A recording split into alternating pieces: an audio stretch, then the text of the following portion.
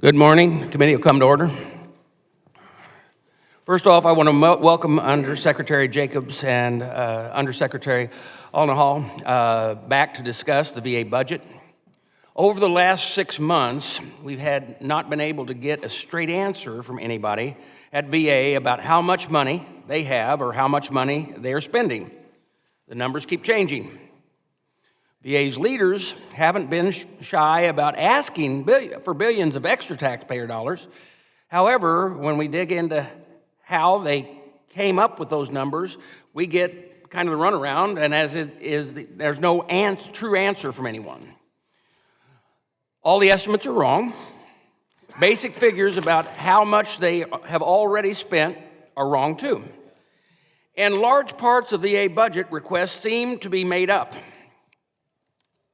If you ran a small business this way, you would soon be out of business. Managing a $370 billion budget this way is inexcusable. The accounting disaster is insulting to every veteran, taxpayer, and member of this committee. In September, Congress appropriated $2.88 billion because Mr. Jacobs told Congress, the veterans community, and the public that if he was short by even $1 to pay the disability compensation and education benefits on September 20th, every veteran's benefit could be delayed. He told us there was no way to know before September 20th whether that would happen, and the risk was simply too great. Mr. Jacobs, I took you at your word, and I supported and encouraged my colleagues to support the appropriation. Then in October, after repeatedly sending letters pressing for an answer, we found out no benefit shortfall ever existed. VA didn't spend any of the $2.88 billion before the end of the fiscal year. Now, I understand being conservative and ensuring the funding would be in place. However, there's a big difference between $1 versus several billion. Now VA is putting out statements claiming that no one had any idea until weeks after September 20th that there was more than enough money to pay all of the benefits. I don't believe that. Somewhere along the way, someone decided to keep telling the same story about a shortfall even though the numbers didn't support it. This committee is going to find out who decided that and why. Dr. Elnahal, the situation with your health care budget seems very similar. In July, you told us your budget was so tight you had to spend every single dollar to make it the end of the fiscal year to keep delivering health care. You told us that the community care, payroll, equipment, drug, and prosthetic costs were all exploding at once. You told us you were headed for a $12 billion shortfall in fiscal year 2025, which started October 1st. The White House requested $12 billion immediately and said veterans' health care could be denied or delayed. I asked Secretary McDonald to take another look at the books before making statements like that. It turns out that the health care budget wasn't any tighter in 2024 than any other fiscal year, and VHA carried over more than $12 billion of unspent taxpayer money into 2025. Now, it turns out the community care and payroll cost didn't rise faster than normal. Now we are being told that the health care shortfall is $6.6 billion, not 12. But the explanations are the same, and they still don't add up. So this committee is going to try once again to get answers. Congress has always found ways to prioritize VA. And as I said at the beginning of this Congress, we have always funded our veterans' health care benefits, and I am confident we always will. Let me say that one more time. We have always funded our veterans' health care benefits, and I'm confident we always will. In order to do that, though, we need to get the truth from VA from the first jump, not more spin and pressure tactics. Mr. Jacobs, Mr. Elnahal, in Chicago, They have an expression that was among gangsters for when underlings had to take the blame for their bosses. It's called wearing the jacket. And I kind of suspect you're wearing the jacket right now. The budget request gets decided in the White House, and I suspect these confusing stories about the VA's budget shortfall were cooked up by the White House as well. Weaponizing the VA budget should be off limits. Scaring veterans and their families for political gain should be off limits. I don't care if it's Republican in charge, and I don't care if it's Democrat in charge. These are the people who have fought, who have died, who have sacrificed so that we can have the freedoms that we have. They do not need to be scared to death about benefits when we know we're going to provide them. You should hold yourself to a higher standard on behalf of the men and women who have served. And when I joined this committee 10 years ago, handling the VA budget like this was unthinkable. I hope we can get back to operating the right way in the next Congress. With that, I want to yield to the ranking member Takano for his opening statements. Well, thank you, Mr. Chairman. I've got to talk about what is currently the current rhetoric that's coming from the right about veterans being on a quote-unquote payroll and living on some kind of taxpayer-funded largesse because they are lazy or don't want to work. Now, this is some kind of sick revisionist history of the last 25 years in this country where we spent over $5 trillion on the global war on terror in the aftermath of the September 11th terrorist attacks. But we didn't just spend taxpayer dollars on this war. It involved very real human cost. It cost lives and the quality of life, and it left lasting consequences for the service members who were at the forefront of the war. Service members who were exposed to choking burn pits, cancerous chemicals, blinding sand, polluted water, and more, not to mention hostile enemy fire. Now, as a country, we face the fundamental question of what we owe these individuals who serve their country so honorably. Is it simply their paycheck and maybe a thank you? Frankly, that is how some other countries treat their veterans, but that is not how we have decided to treat our veterans in America. Now, after World War I, veterans marched on Washington to fight for their benefits. And following World War II, after strong advocacy from veterans, we started paying our debts to the greatest generation through the GI Bill. Now, what we didn't know then was how much war and its human cost would continue to change during the Cold War and in Korea and Vietnam.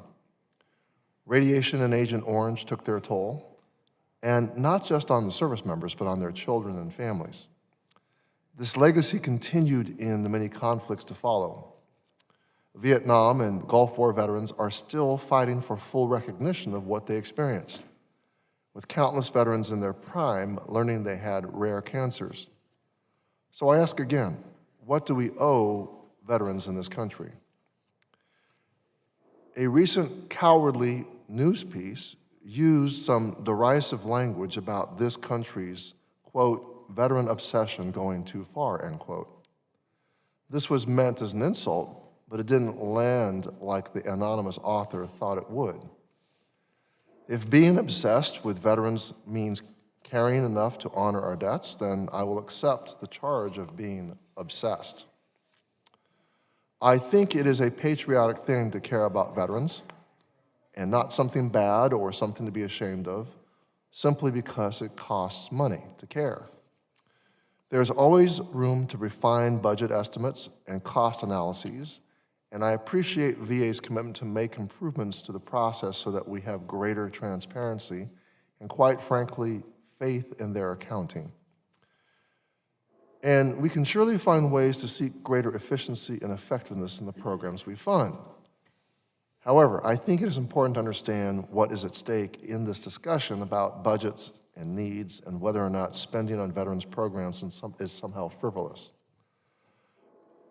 Budget numbers do not portray the true cost of keeping pace with the exploding cost of health care in this country. with the cost of growing healthcare, with the cost of the growing healthcare workforce, and with the cost of shoring up and improving infrastructure. We are kidding ourselves if we think that the bare minimum funding can deliver a 21st century VA with the staffing and infrastructure to match. And it is foolish to think that there is some private sector oasis that can do it instead. For-profit healthcare is failing in this country. Hospitals are closing in rural communities. Nurses are leaving the profession. Americans are waiting long periods of time for primary and specialty care. And we're talking about the private sector healthcare system. If there's any shining star in this, it's VA. When there is no profit incentive, when the only goal is to provide care, the result is much better, and the data supports this. But keeping this up requires investment. It is a choice to support and care for veterans, and it is a promise to pay for the cost of war. Many veterans initiatives have been left on the table this Congress, from improving VA buildings to educating healthcare providers, expanding survivor benefits, restoring GI Bill benefits lost to fraud, and many others. These things were not done because it costs money to pay for them. And there are, unfortunately, many members across the aisle, and maybe even on this committee, who balk at paying for these policies. This is also a choice, but it's not mine. I believe that to value and honor the service and sacrifice of service members means to pay what we owe. The policy proposals from the incoming administration include eliminating VA health care as we know it, and there is also discussion about means testing for disability benefits. I, to use the chairman's words, think that this should be off limits. I do not support these proposals, and I will continue to fight against them in any effort to defund or undermine VA or strip benefits from veterans. These are benefits that were earned through service. They are not a dole or a gift. I hope we can have an honest discussion about true need today, but what is it going to take to continue the good work the Biden administration has done to implement the PACT Act and ensure more and more veterans have access to VA now and in the years to come? Thank you, and I yield back, Mr. Chairman. Thank the ranking member for his opening statement, and now I would like to introduce our witnesses from the VA. I want to welcome the Honorable Josh Jacobs and Undersecretary of Benefits, and the Honorable Sharif Elnahal, Undersecretary of Health. Now, I'm disappointed Acting CFO Edward Murray was unwilling to appear or prevented from appearing today. And finally, I do want to welcome Ms. Laura Duke, and she's the Chief Financial Officer of the Veterans Health Administration, and Ms. Lashiko Graham, and the Chief Financial Officer of the Veterans Benefits Administration. I ask all the witnesses if they would please stand and raise their right hand. Do you solemnly swear, under penalty of perjury, that the testimony that you're about to provide is the truth, the whole truth, and nothing but the truth? Thank you. Let the record reflect, you may be seated, the record reflect that the witnesses answered in the affirmative. Now I'd like to recognize Mr. Jacobs for 5 minutes for his opening remarks. Good morning, Chairman Bost, Ranking Member Takano, and members of the committee. Thank you for the opportunity to appear before you today. As you know, VA is currently delivering more benefits to more veterans, family members, and survivors than ever before. This historic success stems from the implementation of the Sergeant First Class Heath Robinson PACT Act and our unprecedented proactive outreach to connect veterans with the benefits that they've earned. This summer, VA identified several factors that required us to reassess our FY24 mandatory funding needs, largely driven by an increase in the total number of anticipated disability compensation and pension claims. Our goal was to ensure sufficient resources would be available to carry us through the end of the year and deliver on our promise to provide veterans and survivors with their earned benefits, on time and without interruption. We were mindful that a funding shortfall of just $1 would have prevented VA from processing its September pay file, delaying monthly disability compensation, pension, and education benefit payments to the approximately 7 million veterans and survivors who rely on them. When we recognized the risk of exceeding our performance targets and jeopardizing timely payments, VA notified the committee and kept Congress apprised of developments in the subsequent months. Veterans and survivors rely on these payments, and any delay could have been devastating to them and their families. And this was a risk we were not willing to take. Slowing benefits delivery was also not an option, because we know the transformative impact these benefits have on the lives of veterans and their loved ones. Like the widow of Navy veteran John Miller, who we will call Laura, from Great Lakes, Illinois. In 2012, Laura filed for DIC after John passed away from liver cancer, a condition he developed after a deployment to Southwest Asia. And because that condition was not recognized as a presumptive at the time, her claim was denied. For the last 12 years, Laura was on government assistance, facing homelessness and barely making ends meet. But in February of 2024, Laura's daughter learned of the PACT Act and encouraged her mother to file another claim. With the incredible advocacy of the Veterans Assistance Commission of Lake County, Illinois, and specifically Senior Veteran Service Officer Shane McNerney, Laura's claim was granted in just 4 weeks. Once on the brink of homelessness and relying on food stamps, Laura now stands on solid ground. She was retroactively awarded back pay, no longer requires food stamps, and now benefits from a state property tax exemption, all providing her with the stability and support that she needs. This is the power of the PACT Act, life-changing support for veterans and their families. And Laura and John's story is just one of millions that demonstrates the impact of this historic law that you helped make possible. Since the PACT Act was signed into law, VA has approved more than 1.3 million PACT Act-related claims, equating to over $8 billion for veterans and survivors. In fiscal year 24, VA delivered an all-time record $187 billion in benefits to nearly 7 million veterans and survivors. And VA also processed more than 2.5 million disability benefit claims, a 27% increase over the previous year's all-time record.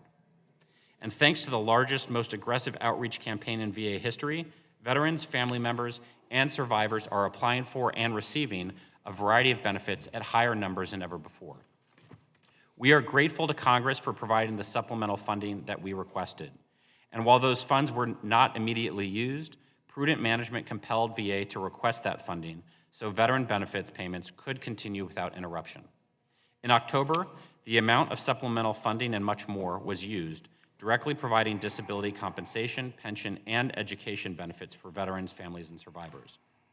Moving forward, we are incorporating lessons learned to adjust our budget projections, including estimates for the 2026 President's budget, so we can avoid this situation in the future. That means accounting for the capacity of our workforce to deliver at record levels, anticipating higher rates of annual growth in the average disability ratings for veterans, and continuing to transparently share our status of funds reports every month. We will provide updated estimates when they're finalized and will continue providing monthly updates to this committee. We remain focused on delivering more benefits to more veterans and survivors more quickly than ever before. Thank you for your continued support of our mission and this country's veterans. I look forward to answering any questions you or other members of the committee may have.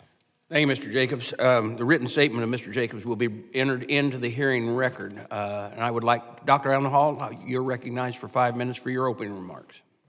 Thank you, Mr. Chairman, Mr. Ranking Member, members of the committee, for the opportunity to testify today in support of the ongoing budget needs of the Veterans Health Administration to continue increasing services to our nation's veterans. Since the PACT Act was signed, we've broken records on care delivery to veterans. Evidence shows that VA care is often the best and most affordable option for veterans. That is why we've opened the door to VA care wider at every turn we possibly could under this law. That includes expediting eligibility for health care and launching the most aggressive outreach campaign in history to educate veterans about the resources available to them. And because of this outreach, we exceeded even the most aggressive projections for care delivered last year. At the end of FY24, nearly 800,000 veterans had enrolled in VA healthcare since enactment of the PACT Act, a nearly 37% increase over the equivalent period prior. Additionally, over 900,000 veterans saw an increase in their priority group, reducing copays and qualifying many for dental and long-term care services. We also set an all-time record for appointments delivered in fiscal year 24, all while driving down average wait times in primary care and mental health. And these trends have continued into the initial weeks of fiscal year 25. At the same time, VA care continues to outperform non-VA care in external reviews of quality. In fact, the most recent CMS overall hospital quality star ratings showed that 58% of VA medical centers scored 4 or 5 stars, compared to only about 40% of non-VA hospitals. And for 10 quarters straight, we've outperformed our counterparts in the CMS HCAP survey that measures patient satisfaction with inpatient care. Most importantly, we've increased veteran trust in VA healthcare, reaching an all-time high of 92% trust in surveys sent to every veteran after an outpatient appointment. These outcomes are the direct result of hard work from our frontline employees and leaders across the system. And through a series of access sprints earlier this year, our teams made it easier and faster for veterans to access VA care by offering night and weekend clinics, by increasing the number of veterans scheduled into daily clinics. And today, we continue to see the impact in shorter wait times for primary care and mental health. Through our referral coordination initiative, we're working to maximize the number of options we offer to every veteran, including more VA options alongside community care options should veterans qualify. And veterans have voted with their feet, often choosing VA care even when they did qualify for community care, contributing to a slower growth of referrals into the community last year than the years prior. Our clinicians have also become more productive, achieving a 9% increase in productivity per clinician since pre-pandemic levels in 2019, and a 7% increase in physician productivity specifically in fiscal year 24 alone. While we're optimizing every resource to deliver world-class care to veterans, we also face many of the same escalating costs as the private sector. In fact, the cost for drugs and medicine in FY24 increased by just over 13%, compared to the approximately 9% increase that had been estimated at the time of the 2025 President's budget. And we continue to project further cost escalation. Medical inflation in drugs and prosthetics accounts for nearly half of our outstanding funding need. Because of our aggressive efforts to manage responsibly within the budget, we actually ended last fiscal year staying just under the FY24 enacted budget, an outcome we did not expect when we initially submitted our supplemental request to Congress this past July. And we managed within the budget last year despite historic growth in veteran care. This was due to strategic decisions and breaking records in care delivery, all while achieving cost savings in other areas. However, some of the cost-saving strategies we used will not be sustainable in the long run. For instance, we cannot continue to delay purchases and upgrades of certain medical equipment year over year, and we continue to believe that growth in staff rather than attrition is needed to meet increases in veteran care demand. Due to updated information about our financial position, last year we reevaluated our FY25 funding requirement and now anticipate a need of $6.6 billion, down from the $12 billion we projected in July. If VA medical care does not receive additional funding in FY25, VA will be forced to make difficult decisions to remain within the current budget.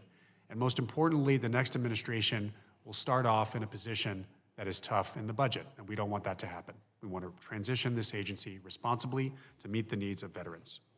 In summary, the most important reason we need more resources is our record in delivering more care and more benefits to veterans than ever before. Our hope is to continue this historic level of care delivery and all-time high results in quality and trust, and we believe this funding is needed to do that. I appreciate the committee's consideration, and I look forward to your questions. Thank you. Dr. Elnahal, thank you for your statement, and the written statement of Dr. Elnahal will be entered into the hearing record. And with that, we're going to go ahead and proceed to questions. I'll recognize myself for 5 minutes. Mr. Jacobs, you said you didn't know before September 20th whether you had enough money to pay veterans benefits without the $2.88 billion. How much money did you have on September 19th? Congressman, when we first identified the risk of a shortfall based on the updated projections, the best estimate we had at the time was the funding request that we made. We provided subsequently monthly status of fund reports showing the spend actuals versus our projections. And what we were seeing is that we were slightly under plan for the CMP account by about 0.5% and slightly over plan by about another 0.5% for the readjustment benefits accounts. We didn't have a sense of where we were when I came and testified. And historically, we know that we have a workforce that works very hard going into the end of the fiscal year, which is why we were able to achieve the $2.5 million claim a figure that we had updated back in June. So when I came here and testified, I continued to believe that we needed it. It was a conservative estimate based on a worst-case scenario. We found out after the case that, in fact, we didn't, and that was based on a number of factors. It takes us several weeks to be able to reconcile a number of those accounts, and once we were able to reconcile it, we found out that we did, in fact, not need the money. So on September 20th, rather than saying like you told us, Yeah. you were short, you just weren't absolutely sure, you really didn't know. We had a sense that that was right for the CMP account, but we needed to take the time to do the accounting. And for the readjustment benefits, we needed, I think there were about 14 different pay files that had to go and we had to reconcile. Okay, when you realized that, when did you think it was necessary to come back to Congress? Didn't you think that would have been a quick move you should have done? We wanted to verify that the accounting was correct, and so once we were able to do that in partnership with the department and OMB, and we made those notifications, we then came. Once you realized it, Yeah. and you decided to tell Congress, who made that decision to say we better tell Congress? We did that collectively. From the beginning, we have worked to be as transparent as possible to share information. That's why in July, when we identified this risk, we made the decision to notify you. Dr. Elnahal, you revised your shortfall down to 6.6 because you actually spent much less in September than you thought. Why did you not realize this in November? So it takes about just over a month on average to close the books and really understand exactly how much we obligated and spent in the prior fiscal year. I'm under oath, Mr. Chairman. We verified the numbers, as my colleague, Mr. Jacobs, just mentioned. And as soon as we had that verification, we ran the numbers by our colleagues in the Office of Management and OMB. We came forward with it. The timing wasn't anything other than the time that it took to verify those numbers. So you never know in real time what money is being spent, and you don't know until months later, and that's the way the budget works? I would say weeks later, Mr. Chairman, but I'll ask Ms. Duke in a moment to sort of describe how this works. We do not yet have a real-time financial tracking system. We have a plan to implement that would allow us to get much more fidelity on how much we're obligating on any given day and any given time. But Ms. Duke, please, thank you. Yes, as Dr. Elnahal said, we've been engaged in a financial management business transformation for several years, a large part of which is the fact that our systems, when they gather the data from across our diverse enterprise, we have to make sure that the data coming in is accurate and that we validate it at every level. This is something our auditors have been aware of for years and have noted in our findings, and it is something that we are actively working to resolve. Well, to both of you, I've been around here 10 years, and I believe both of you worked at VA whenever I first got here. I may be right on that. The VA's budget's been growing for a long time, and we dealt with it, and we've dealt with shortfalls. But the budget's never been this screwed up as far as what Congress sees, okay? We haven't had people come to us and ask us for large amounts of money, and oh my gosh, the sky is falling, then just to give the large amount of money, and then all of a sudden, no, we really didn't need that. You've got to understand that your credibility is shot, and that we've got to have a better system of being able told, we as members of Congress, I don't care if you're Democrat or Republican, our job is not only to pass legislation, it's also to make sure that we provide you with the money to operate this system that is vitally important to those people who need it most and that we're obligated to pay. But we can't do that unless you have competent people that actually get it right. And not coming to us, all of a sudden, we made sure before we left here on the break that we passed the 2.88. Had to do it. By golly, our veterans won't get paid. We do, and then all of a sudden we get a letter that comes back, we got almost $6 billion in that. That is a miss. I agree with the ranking member in his opening statement that, we're going to take care of our veterans. He and I agree on that. But he also, I think the idea of just handing you money with not oversight, this is the problem. We have to get this straightened out, and the only way we get it straightened out is that your agency actually gives us accurate numbers on time. We've got to have it. That oversight, because I'm going to tell you, every one of those people that you serve that have wore the uniform and the families that sacrificed, you know what? They pay taxes too. So it's a double-edged sword. With that, I'll yield to the ranking member for his questions. Thank you, Mr. Chairman. Dr. Elnahal, just to get some sense of proportion of what we're talking about, is it correct that this supplemental funding represents about 4% of VA's overall budget? Yes, Mr. Ranking Member, just over 4%. Just over 4%? Yeah. Okay. And what's the overall budget number? So with our supplemental request, it ends up being about $155 billion for FY25. Right now, it stands at about $149 billion.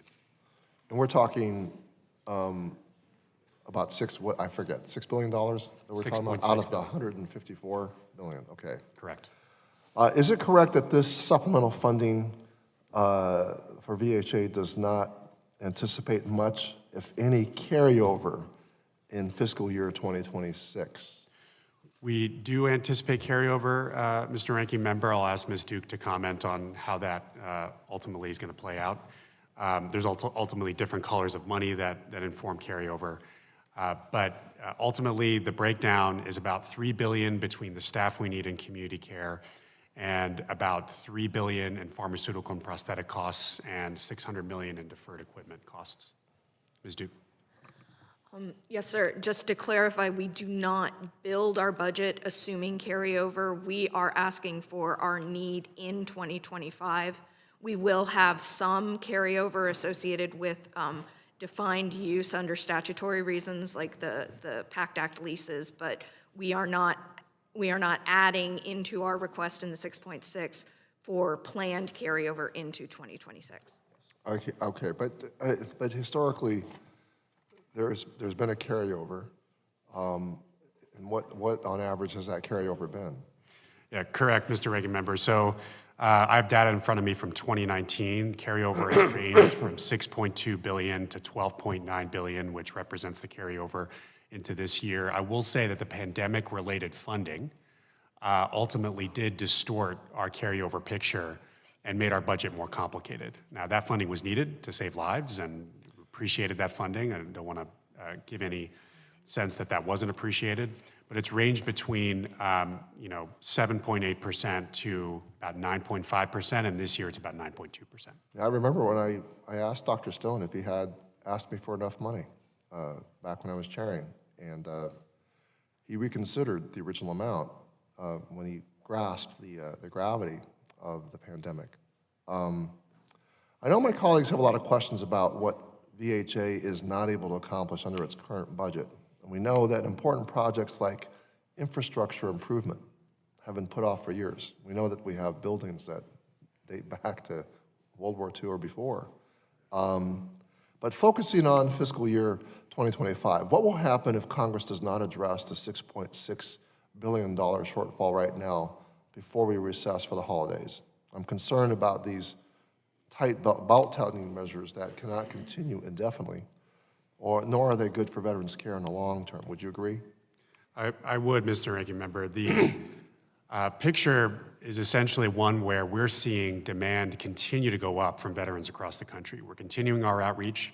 The bipartisan PACT Act has made the doors into our healthcare system much wider, and that's a good thing.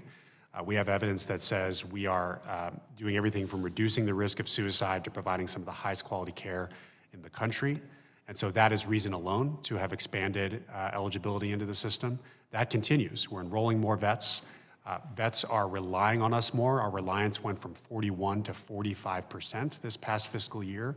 We estimate that every additional percent costs about $2.6 billion. These are folks who are already enrolled, who then choose to use us for healthcare. We think all of that is a good thing, but it has costs. And so We need the money now to build capacity to be able to make sure there's a doctor, there's a clinician at the other end when all of these new veterans enroll. That's the primary reason to do this. You're mentioning infrastructure. Every 2 days on average, Mr. Ranking Member, we've had an infrastructure failure in the VA that has caused disruption in care to veterans, either the closure of a clinic or the need to move patients in a hospital. Our infrastructure situation is very serious, and we would appreciate consideration of that. It's separate from the $6.6 billion that will cover our operational needs and costs into the fiscal year, but we hope that Congress will consider major and minor construction as well. Well, I know that I have members on my own committee who have outdated infrastructure, and I know that there are members on both sides of the aisle that need infrastructure improvements and new clinics. And anyway, my time has run out, and I appreciate your being here. Thank you for your testimony. I yield back. Thank you, Ranking Member, and Representative Rosendale. You're recognized for 5 minutes. Thank you very much, Mr. Chairman, for holding this hearing today. While I've not always agreed with the U.S. Department of Veterans Affairs and the Biden administration, I did largely trust that they put the veterans' interest first. I've always respected Secretary McDonough and let him know when we disagreed on policy, but I never questioned his team's desire to help veterans. Unfortunately, this whole budget shortfall has shaken my trust in VA leadership. As usual, I just call things as I see them. You guys are accustomed to that.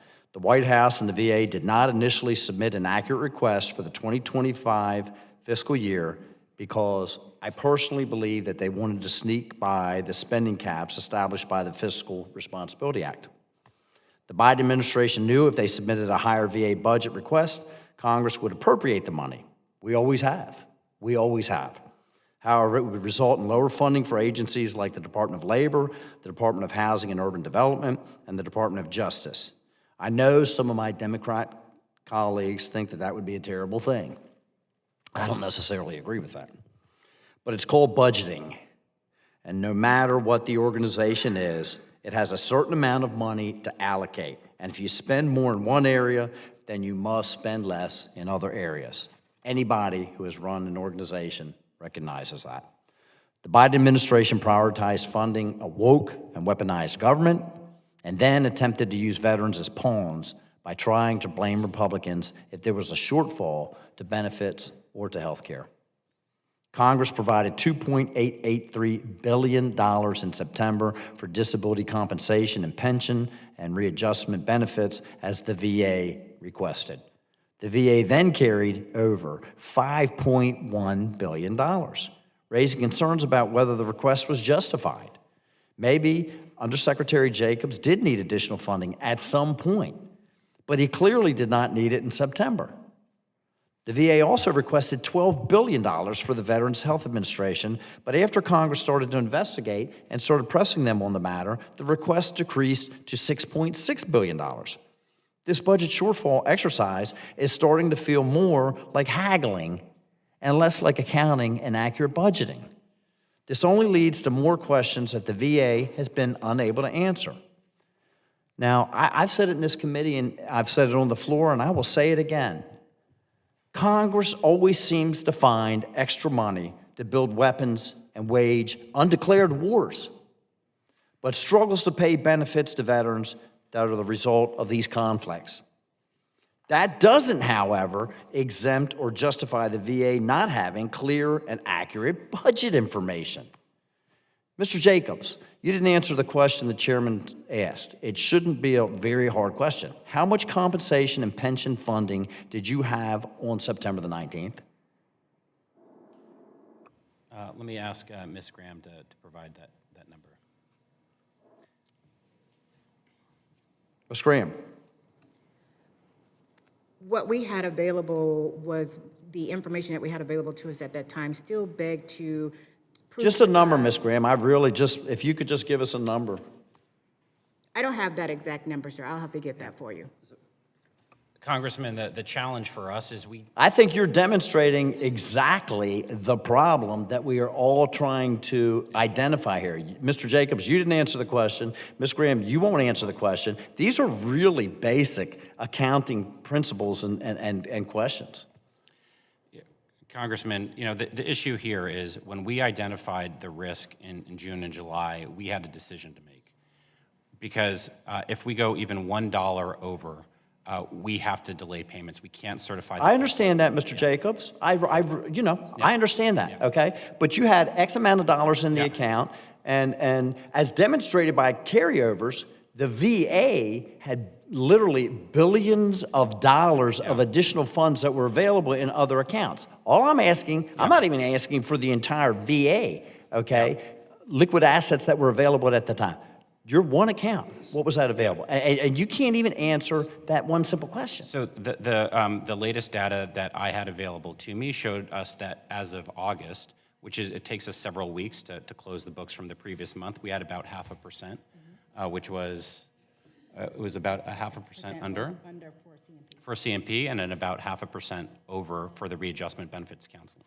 So we were showing that we were slightly under plan for the CMP account and slightly over plan for the readjustment benefits account, but that wasn't sufficient. That didn't give us significant assurance that we would not over index and run the risk of exceeding the Again, dollars. Mr. Jacobs, but we end up with a $6 billion carryover, okay? And it's been going on for many, many years. And there were additional funds, other funds that were available. Mr. Chairman, I see that my time has expired. I will yield back. Thank you. Representative Pappas. Thank you very much, Mr. Chairman. And I want to say that I share the frustrations that have been expressed today about the lack of good budgetary estimates of current expenditures and projected funding needs, and how that has created confusion in the veteran community, anxiety for the veterans that we all represent. I also want to focus on how it's impacted local VA facilities, because I've heard from my medical center in Manchester, New Hampshire about this. Speak often with their leadership. Even before the July announcement, they were concerned about their ability to meet the increasing demand for veteran health care. The shortfalls that were announced only made this situation worse. It forced the facility to proactively adapt to the anticipated shortfall while still working to meet the needs of veterans. Our Manchester VA still has not received non-recurring maintenance funding that it is expected for a specialty care addition. They were already told that staffing numbers would have to remain flat in 2025. But were forced to prioritize and evaluate hiring decisions, further constraining their ability to recruit and retain the kind of healthcare professionals that our veterans need. And I know that our facility is not alone. So, Dr. Elnahal, if I could turn to you and ask about the level of communication with local VA facilities on the announcement of the funding shortfall, what kind of communication and guidance was provided. And you mentioned that cost savings, some of the measures that were undertaken won't be sustained. Could you be more specific about what you mean and what the picture looks like moving forward for these facilities? Yes, Congressman. So we have been engaging for many months now in monthly budget reviews with VISNs, and at most of these reviews, every medical center director and their team join. And we review the funding available across the agency. We also review the execution results from the prior month. And so we've really tried to engage very diligently on all of the needs. And so I will make sure I reach out to the director at Manchester. I visited Manchester. It's a wonderful facility with great leadership and a great veteran community. And I'll definitely reach out and understand their specific needs as you're mentioning them. I will say that people like Kevin at Manchester and leaders across our system saved about $2.5 billion last fiscal year, all while still breaking records in care delivery. 127.5 million appointments delivered. Sky-high results on veteran trust, quality, and patient safety. And they did that because they are responsible stewards of the taxpayer dollar. It's not something that we necessarily anticipated them being able to achieve as of July.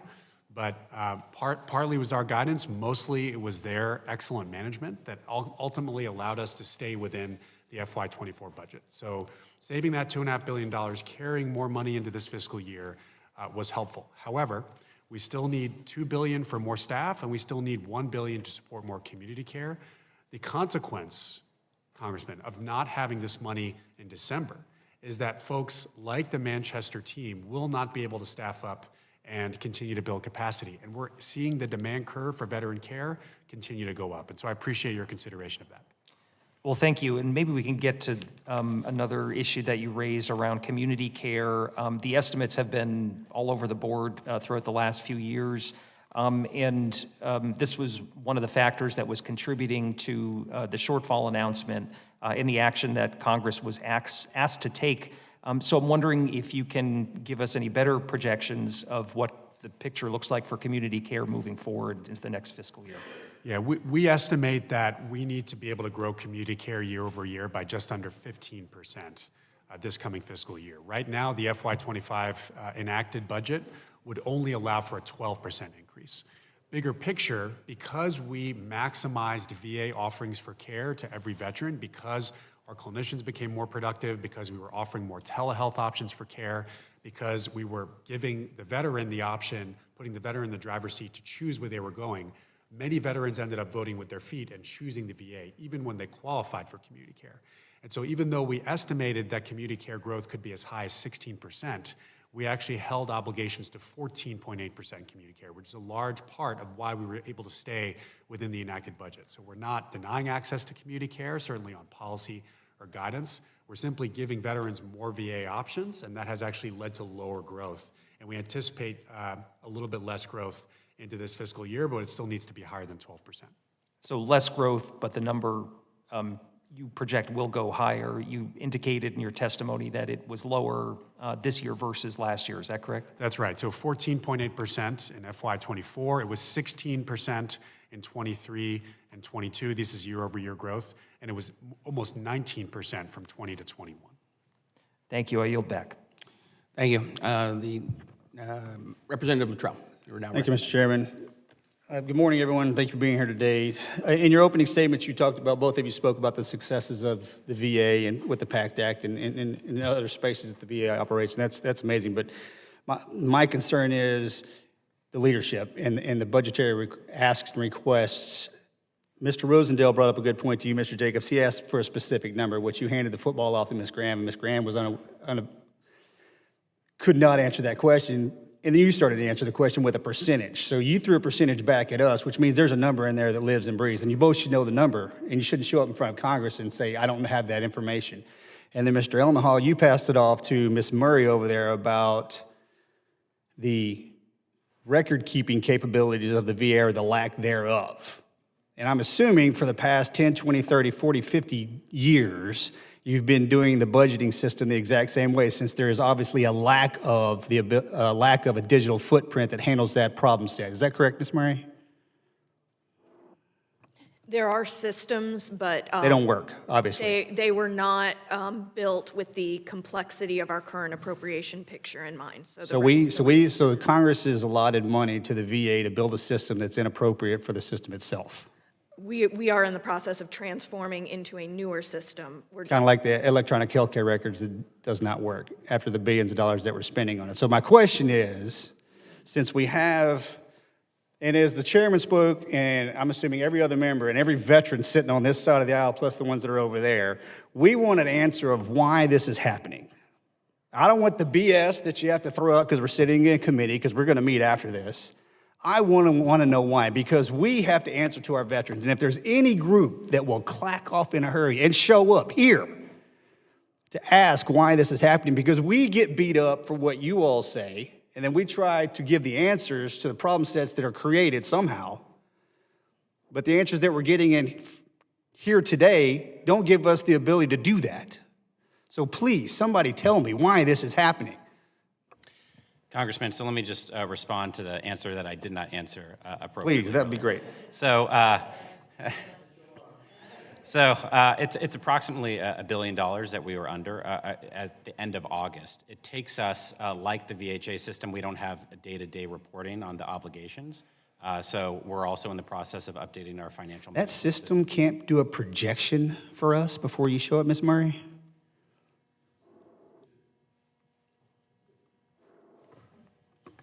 I'm sorry. Yeah. It's okay. If Mr. Murray was here, I'd be yelling at him. Ms. Duke, I apologize, but put that on the record somewhere. Thank you. I'm sorry. Yeah. My apologies, ma'am. No worries. So your question is about whether our system does the projections? Yes. The system is the accounting system that shows the status of funds on a day-to-day basis. But you can't do an annual projection of previous years to say, hey, we're going to be plus or minus? We have additional systems that we use for those projections. So we didn't use it. No, we did, and that was what informed our requests at the time that we, The request was incorrect, obviously, because we turned out we didn't need it. Yeah? Somebody? If I could, Congressman. Sure. You asked why we're here, and I'm going to give you the reasons. The first and most I important. know, I got them right here in front of me. The first and most important reason is we are enacting new policy. We've made every decision possible to accelerate eligibility for VA healthcare, and we did not know what that picture would look like. And ultimately, what we did was actually enroll more veterans than we expected, and we saw reliance on our system go up on average for every single veteran because we were doing all this outreach and trying to build trust. We made a prediction. That prediction ended up being very close to ultimately what we had to spend. The second reason is just like every other agency, I think this was the motivation behind the agreement.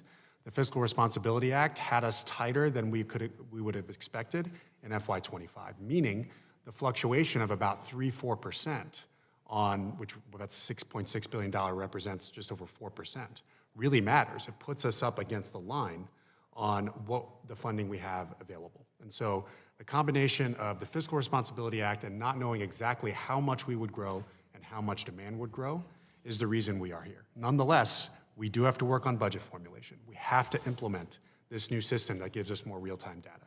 Veterans deserve that. Congress deserves better information about how our budget is going to look, and that I definitely concede. Ms. Duke, do we have, or Mr. Elnahal, do we have a projection of when that system will be activated? And I'm running out of time, so throw it at me. I'm ready. we will start transitioning VHA this coming fiscal year. Okay, thank you. Mr. Chairman, I yield back. Thank you. Representative Sheffield McCormick, you are recognized for 5 minutes. Thank you, Mr. Chairman. Under Secretary Jacobs, my question is regarding carryover. From FY23 to FY24, you carried over $17 billion and still came dangerously close to exhausting your budget. And even with the supplemental funding, VBA's carryover from FY24 to FY25 is significantly less than its previous year. Given that, are you going to have a revised FY25 budget request number? If not, do you now fear that even if Congress fully funded VBA at the FY25 request level, it would not be enough to get you through the entire year? Congressman, you're right. We carried over far less in our CMP and readjustment benefit accounts from 24 to 25 than we did previously. In the previous 2 years, we carried over approximately $17 billion, which was about 10 and 11% for the CMP account. That was in the 24 to 25, we carried over $4.4 billion, so that was 2.5%. The readjustment benefit account, we carried over far more. In 22 and 23, we carried over $9 billion and approximately $5.5 billion, which was 43% and 30%. For the readjustment benefits account, we carried over half a percentage, which was, or we carried over 4.5%, which was $689 million. If we hadn't received the supplemental funding, we would have been about 0.5% away from exceeding our spending cap, which would have meant that if we had served approximately 5,000 more student veterans, we would have exceeded that cap and had to delay payments. That's a long way of saying we're actively looking at our FY25 mandatory funding needs right now. We're reevaluating the total estimates based on our experience here and based on updated economic projections, and then we will come back likely in the next month once we've finalized those assessments. And is there a target amount of carryover for the VBA, either a dollar or a percentage, that allows you to operate comfortably without fear of needing to hit the panic button? We don't set an established target. The challenge and the fundamental structural risk that this process assumes is that we're appropriating on a mandatory account, on both of these mandatory accounts.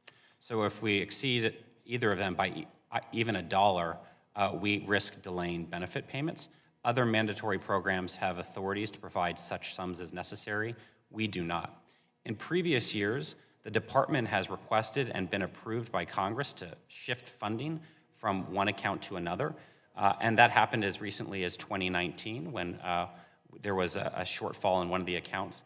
But what happened here in this situation is we projected shortfalls in both accounts, and so we couldn't make that request. Dr. Elnahal, just to reemphasize, the $6.6 billion request is the minimum that VH needed, correct? That's what we estimate, Congresswoman, to be able to keep up with the increasing veteran demand we're seeing for VA healthcare. Yes. So that just gets you back to even for FY25, and you would actually need more than that to conduct any sort of robust capital investments, either in infrastructure or personnel. Is that correct? Correct, Congresswoman. None of the requested funding is major or minor construction or even non-recurring maintenance against our very old infrastructure on average. A similar question to you as well, Mr. Jacobs. Regarding carryover funds, since I know your revised FY25 shortfall assumes no carryover in FY26, what does it mean for long-term planning, both at the policy level and the medical center level, if VHA cannot count on having a cushion ahead of FY26? I think there are decisions that we would have to make, Congresswoman, without the $6.6 billion. My concern is that we'd be setting up the next administration to have to curtail services to veterans in a way that could potentially affect their health. That is why we took this step all the way back in July, even though the funding need didn't extend until this fiscal year, to make the request. That request ended up being too high after we saw the ultimate results of the fiscal year. But the reason that I think the next team will need this money to make these investments is because we are continuing to see veteran demand go up. It is that baseline trust that continues to go up in outpatient care and inpatient care. It is the extensive outreach that I don't want to have to say we need to start curtailing. Every single veteran we enroll into our care has a better chance of getting to better health, including getting them all the services they need to ultimately reduce the risk for suicide, which is the most significant clinical and public health issue we are facing right now. Thank you so much. I yield back. Thank you. Representative Crane, you're recognized for 5 minutes. Thank you, Mr. Chairman. Thank you guys for showing up today. I'm going to start with you, Mr. Jacobs. Your testimony indicates that last year you didn't spend 10.1% of your disability compensation and pension funding, and the year before that, 11.7%. Doesn't that suggest that Veteran Benefit Administration is holding on to too much money or ineffective in paying benefits? Congressman, I think you're referring to the carryover in 22 and 23 in the CMP account. What I'll say is for the 20 years leading up to the passage of the PACT Act, our CMP account grew at an average annual rate of 8%. So there was a pretty steady growth, which enabled us to make our projections with a relative amount of confidence. In the 2 years since the PACT Act has passed, we've seen significant growth well above and beyond the 8%. So in 22 and 23, we saw 17% growth, or I'm sorry, 23 and 24, we saw 17% growth and 16%. And so it's fundamentally changed the way that we are calculating the budget, particularly a budget process that starts 2 years in advance. I will also add there are things like targeted outreach that we've done that have been quite successful. Dr. Elnahal mentioned what's happening on the healthcare side. We've done outreach targeting veterans who submit what we call an intent to file, which is a process whereby a veteran can submit a claim, they start it, they have a full year to complete it and preserve the earliest possible effective date. We identified that there was a significant percentage of veterans who were not finishing the claim in that 1 year and losing that earliest possible effective date. So we did targeted outreach to them, and we were able to increase the percentage of veterans who completed it within that first year by 11%. What that's meant is we've increased the amount of retroactive awards we've been able to pay veterans. So as a kind of a base reference, in 2021, we provided $4.2 billion in retroactive awards. In 2024, that grew to $9.59 billion. Those are the types of factors that make it hard to. All right, next question, still for you, Mr. Jacobs. Benefits dollars are mandatory. 2 times every year, VA counts up how much money is needed to pay benefits, and Congress provides it. Any budget shortfall is due to the quality of VA's estimates, not Congress's willingness to fully fund benefits. Do you disagree or agree with that? Congressman, I agree that Congress has been incredibly generous, not only in passing our budget, but in passing the supplemental. we have to do a better job of updating our estimates, and we will do that, particularly in light of the recent changes over the past 2 years. On that note, Ms. Duke, you were talking about this new program that you guys are going to implement this year that Mr. Latrell was talking about. Do you have a more accurate timeline for us of when this program will be up and running? So it's been a phased implementation across the department. VHA is the last to do the full adoption. We will be starting with it at central office this calendar year, and then we will do a pilot to make sure that we can implement it safely at a medical center without causing any danger to the patients. Okay. But we're still working on the final outreach depending on EHRM rollout as well. All right, my next question is for also you, Ms. Duke. You were originally planning to carry over $10 billion of unspent medical care dollars into fiscal year 2025, and you actually carried over $12.9 billion. How could you have justified any budget shortfall under either scenario? So as the 2025 budget indicated, we had planned for that carryover to be available as a resource as part of our total fiscal requirement in 2025. The actual carryover ended up being very close to what we expected in the president's budget, but we still potentially had a need. That is why we thought that the overspending in 24 would have an impact on our financial requirements in 2025 because we had planned for that carryover. Is that typical for you guys to plan as much as $10 billion? I would say it's not typical.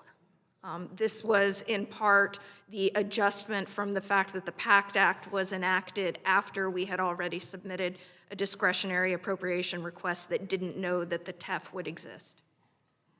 All right, next question. Dr. Elnahal, your $6.6 billion shortfall includes $2.6 billion to purchase equipment, including $2 billion in regular annual spending and $600 million to catch up what you deferred last year. What is the equipment and why didn't you budget for it originally? The equipment ranges, Congressman, from everything from IV pumps to more complex and technical medical equipment needed to do surgeries, medical implants. So it's a wide variety of equipment types. Well, those equipment types seem probably pretty standard, right? Standard, yes. My second part of my question was, why didn't you budget for it originally? So we actually ended up making decisions as a system to defer upgrades in a way that thankfully did not impact patient safety, at least to the information that I have, but by definition will not be possible again this fiscal year. You can only extend the life of equipment for a certain period of time, depending on what it is. You have to stay within the manufacturing guidelines on replacement and refurbishment. We were able to delay $600 million last year that we will not be able to delay again this year. Thank you. I yield back. Representative Bazinski. Thank you, Mr. Chairman, and thank you, Ranking Member Takano, for this important hearing. Dr. Elnahal and Mr. Jacobs, as my colleagues have made clear here, this budget miscalculation represents a serious failure in the VA's financial management and communication processes. When the VA declared it was running out of money, it stoked real fear among veterans and their families, including those in my district that I heard directly from. Veterans wrote into my office expressing fear about losing their benefits that they rely on. I understand there is a lot of complexity in accounting for VA's needs when the budget requests are submitted, but it is unacceptable to me that an error like this was made, and I believe it raises serious questions about how such a serious mistake could have occurred. Veteran trust in VA reached an all-time high of 80% this year, but I fear major errors like this may set us back. I want to make sure VA is taking accountability for this significant mistake. At the same time, I believe this hearing and future discussions must also focus on solutions. We need to understand why these errors happened and what actions need to be taken to ensure that they just don't happen again. Dr. Elnahal, I understand the VA says it does not anticipate certain cost pressures related to prescription drugs or prosthetic devices when it submitted its fiscal 25 budget.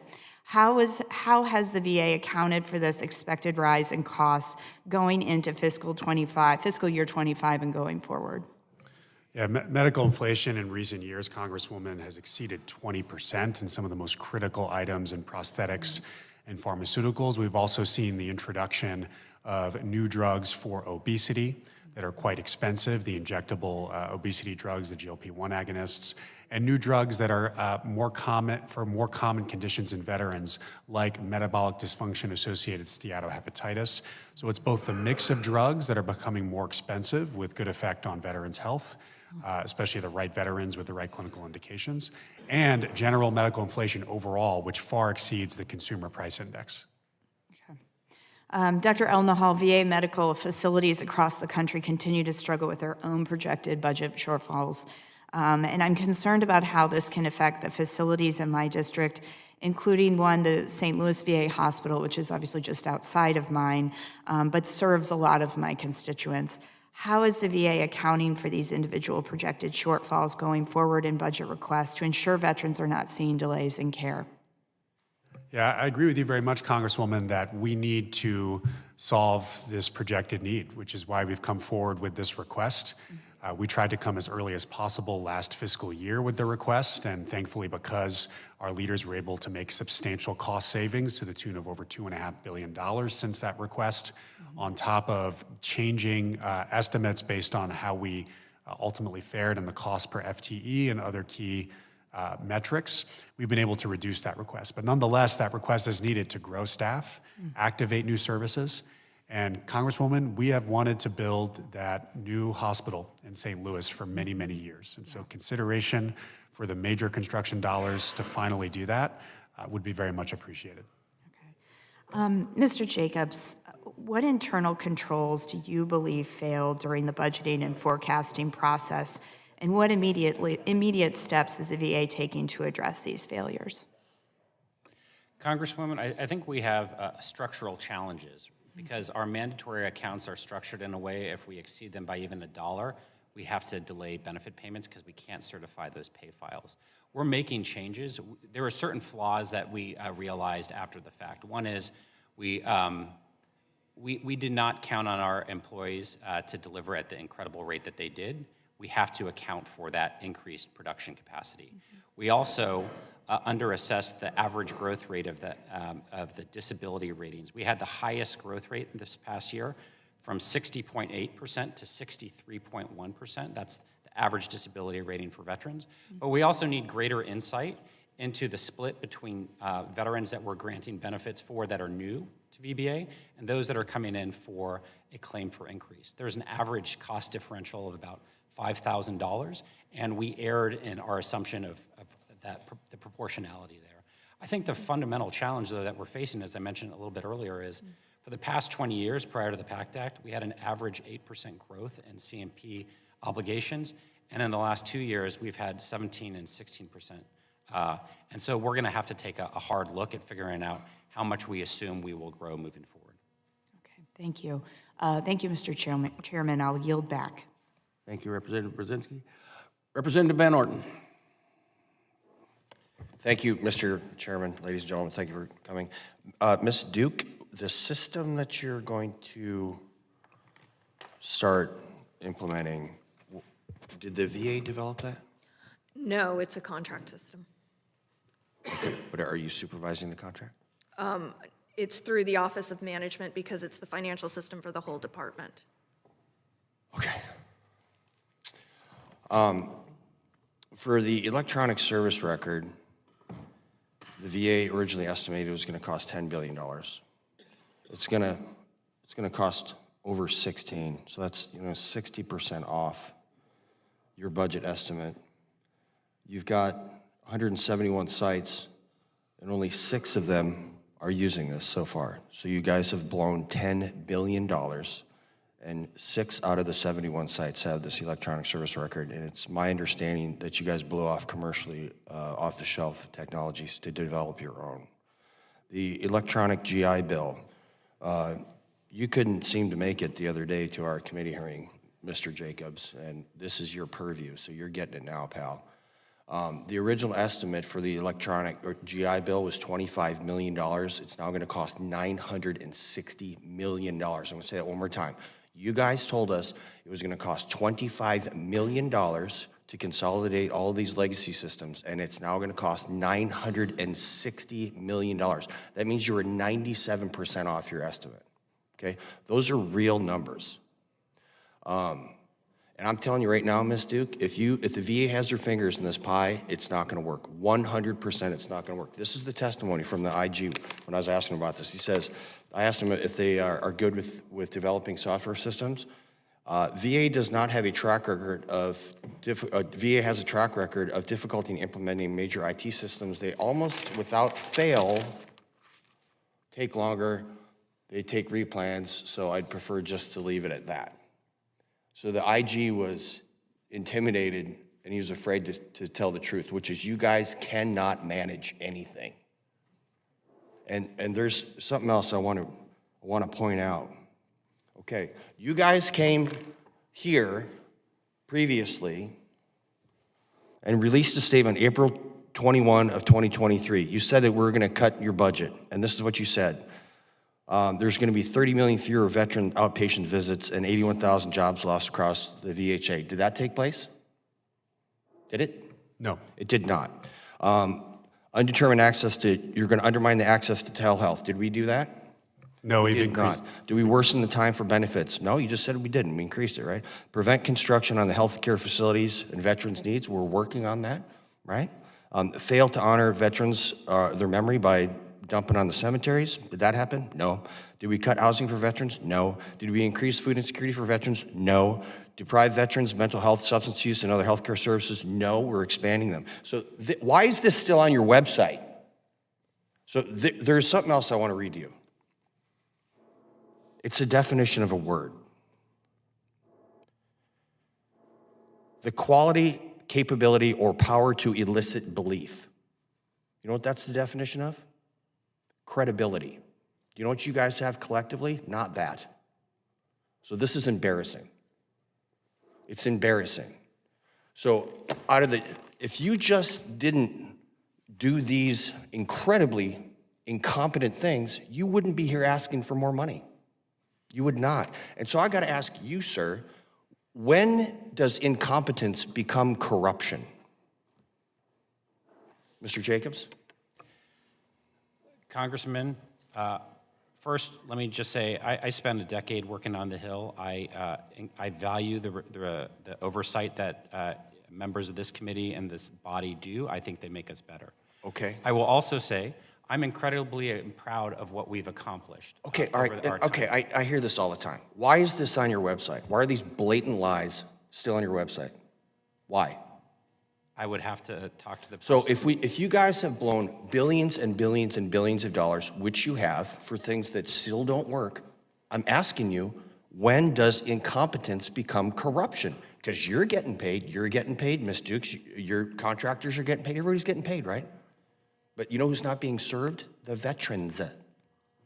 So unfortunately, the head shed of the Veterans Affairs Administration has created a self-licking ice cream cone. And you're not servicing the veterans to the level that you can, because every one of these dollars that is spent in corruption, I'm just gonna say it, is not a dollar that can be applied to the health care for veterans. And you are directly responsible for that, and nobody else is. With that, I yield back. Representative Brownley. Thank you, Mr. Chairman. Dr. Elnahal, nice to see you. And I know some of us on the committee have been concerned about the extent to which increased prescription drug costs are contributing to the shortfall VHA is currently facing, particularly the extent to which these increased costs are driven by VA's coverage of GLP-1 weight loss drugs like Wegovy.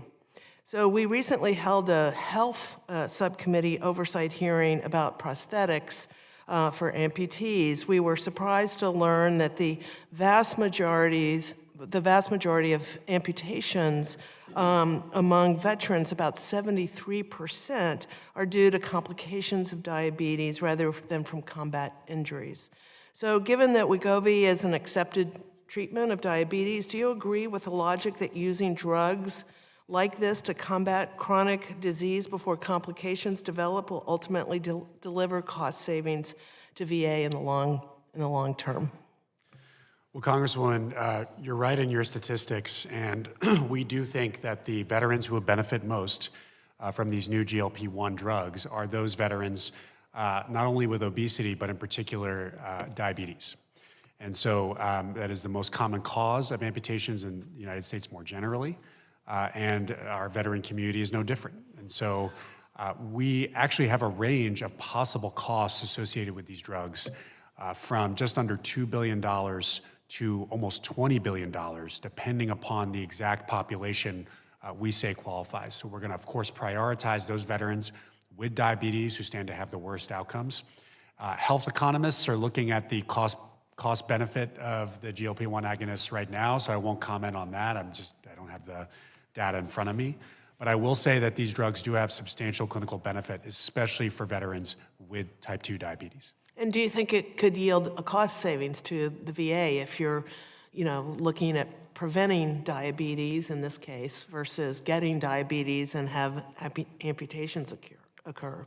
I think the primary motivation, Congresswoman, is the health and clinical benefits to veterans on this, but in particular for veterans who have more significant and harder cases of diabetes, much more comorbidities, that certainly is possible. And are there any other drugs that you're aware of that may be more on the expensive side, but if used to prevent disease would ultimately save money to the VA? Yeah, the totality of what we can do on preventative health with primary care, Congresswoman, is really important. Making sure people get their screenings, especially for mortality-reducing screenings for cancer, but also making sure that the veterans who are the most complex and have the most significant clinical conditions benefit from programs like home-based primary care, which is a substantial financial investment up front, but could prevent continuous visits to the emergency room and other really targeted and important programs, including hospital care in veterans' homes, which is something we're looking at. Thank you. You talked about home-based care, so I wanted to move into that. The committee staff recently met with a group of VA Medical Center leaders who described some of the difficult trade-offs that they are facing in order to cope with the projected budget shortfalls. Among other things, they explain that they are limited or even cutting access to non-institutional long-term care services like home-based primary care, home health aides, and respite care, the very types of services we're trying to expand through the Elizabeth Dole bill. So we know the benefits of the Elizabeth Dole bill to, veterans can age at home, and this is where they want to be. But because of VA's budget structures, where there are separate accounts or pots of money for medical services and community care, there's almost a perverse incentive for local leaders to cut access to direct care programs like these if veterans can otherwise be cared for in the community, as it will free up dollars for other direct care needs. So it's a well-known fact that veterans and taxpayers receive far greater bang for the buck by investing in home and community-based services rather than institutional long-term care. Patients and their families are obviously happier and they receive higher quality care in those circumstances. What needs to be done so that local VA medical facilities are incentivized to make operational decisions that lead to lower costs in the long run? I think it's a really important question, Congresswoman. The disinvestment in programs like that is exactly what we want to prevent with the $6.6 billion request. We don't want folks to divest from or delay implementation of home-based primary care because by definition, they've identified a whole population of veterans who could benefit from that. And again, the principal reason is that their health would benefit, but for the most complex patients, yes, cost savings are possible with programs like this.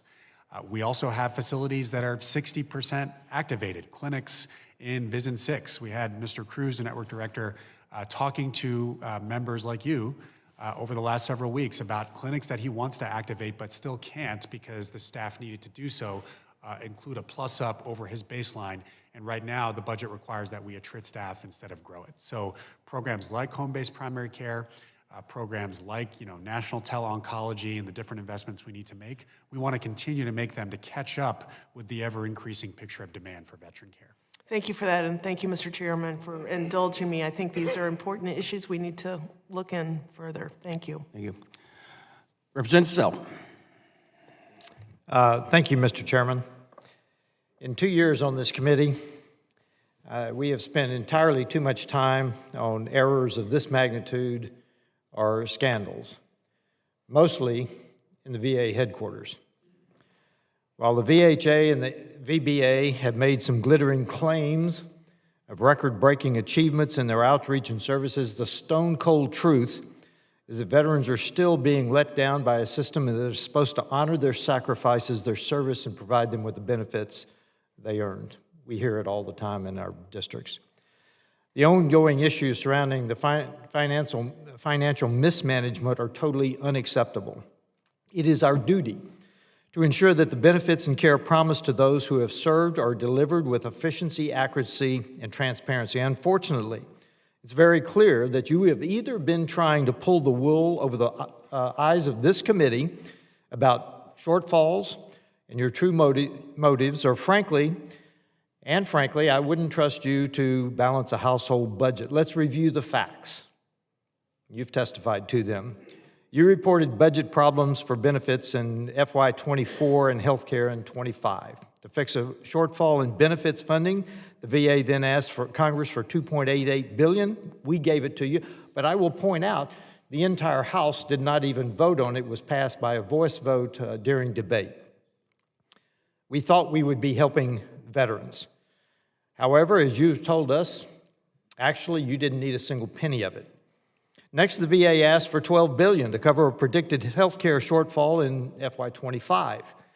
Almost by magic, you came back with a random number, $6.6 billion. I don't know that you had a rationale. If so, our credulity is strained to accept it. Mr. Jacobs, according to your testimony, the VBA carried over 2.5% of its disability compensation and pension funding unspent this year. But if I hear you correctly, you're testifying that's low. Do I remember, and I think we've already heard, that VBA didn't spend 10.1% of its funding. The year before that, it was 11.7%. To me, this indicates black and white that VBA is either holding on to too much money or is ineffective in paying benefits, more likely both. Dr. Elnahal, you've explained that VHA's budget relies heavily on unspent carryovers, basically creating what amounts to a budgetary savings account.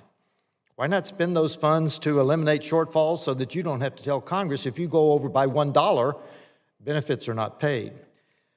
I believe you should basically commit to greater transparency with Congress. You tout that VA provides more than 131 million health care appointments, that VA reached a high of 80.4% approval this year.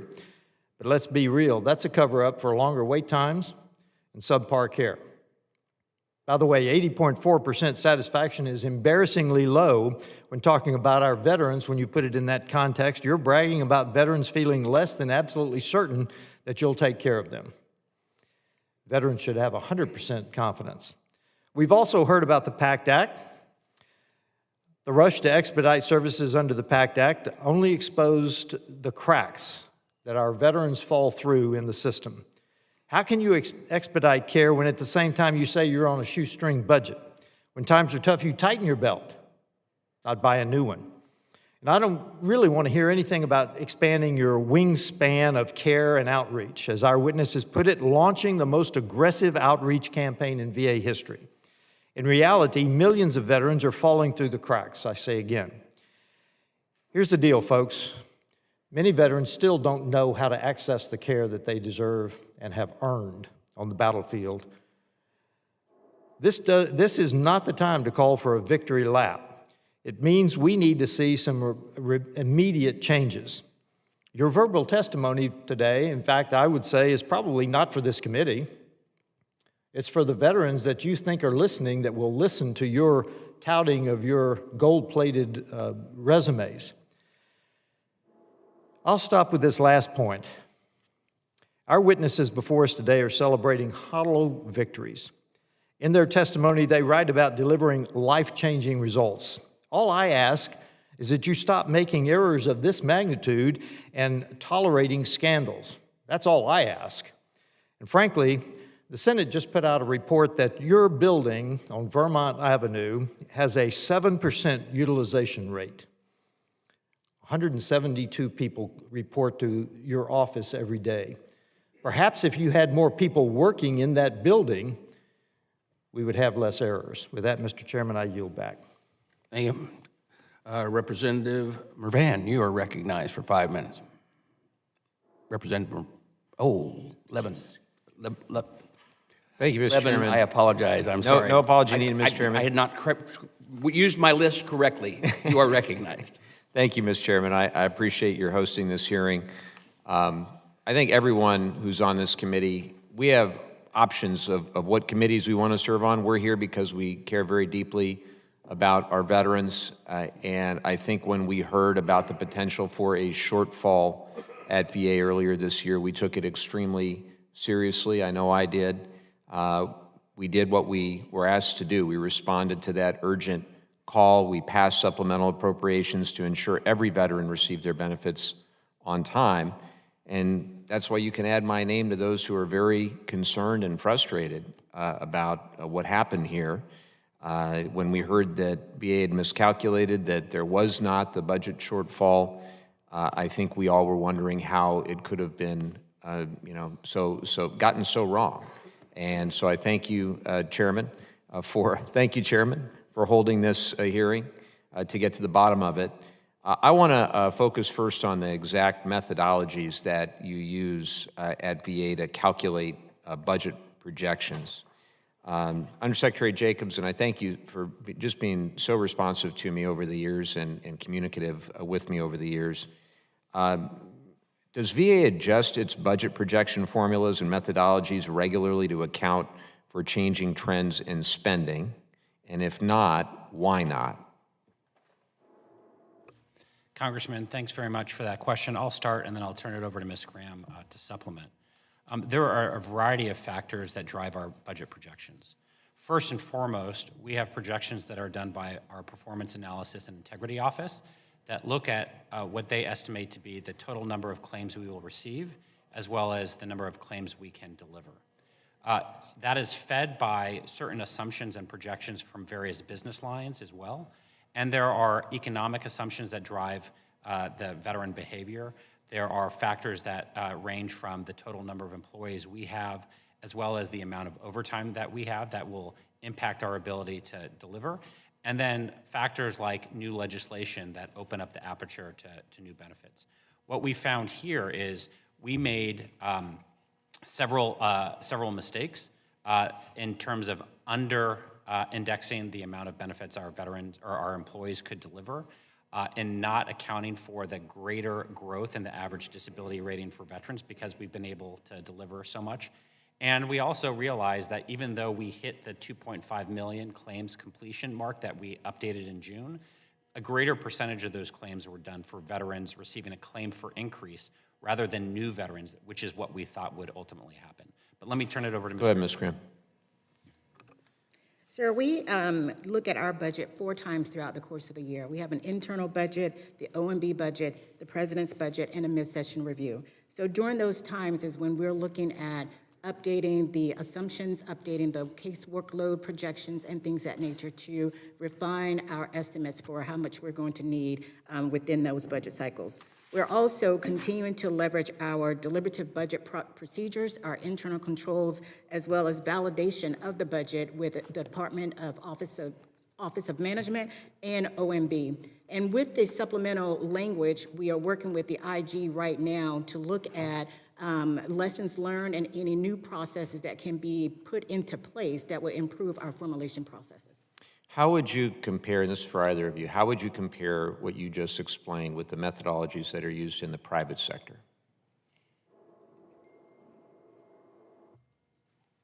I'm not sure. I mean, because the private sector, they have, I would presume that their budget is not forecasted 2 years in advance like ours is for these mandatory accounts that we have.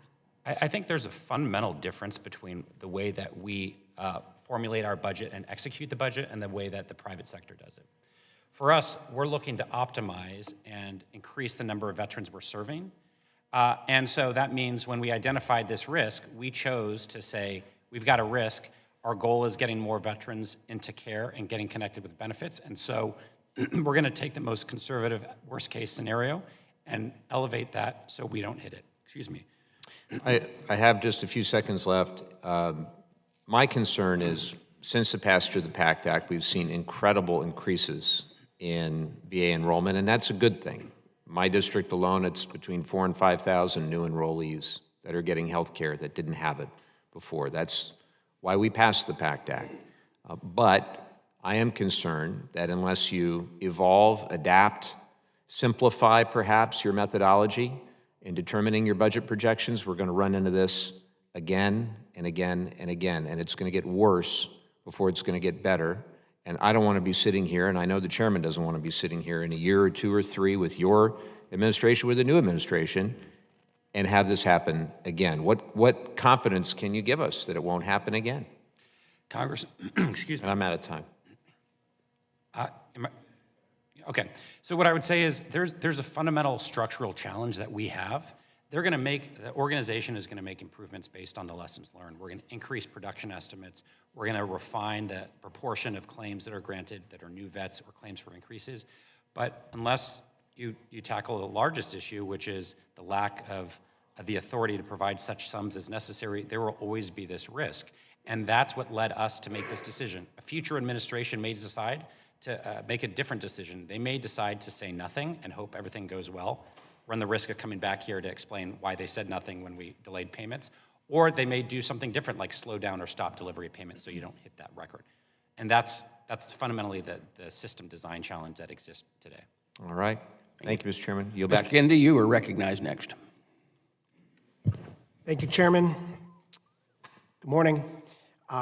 Chairman, Ranking Member Takano, thank you for putting this important meeting together here today. I want to thank our panelists for your service to our veterans, your service to our country. We are very grateful for your work on a regular basis. It's great to see you here again, Dr. Elnahal. The last time you came before this committee, we discussed the infrastructure needs at the Buffalo VA Medical Center, to which you committed to visiting. You're a man of your word.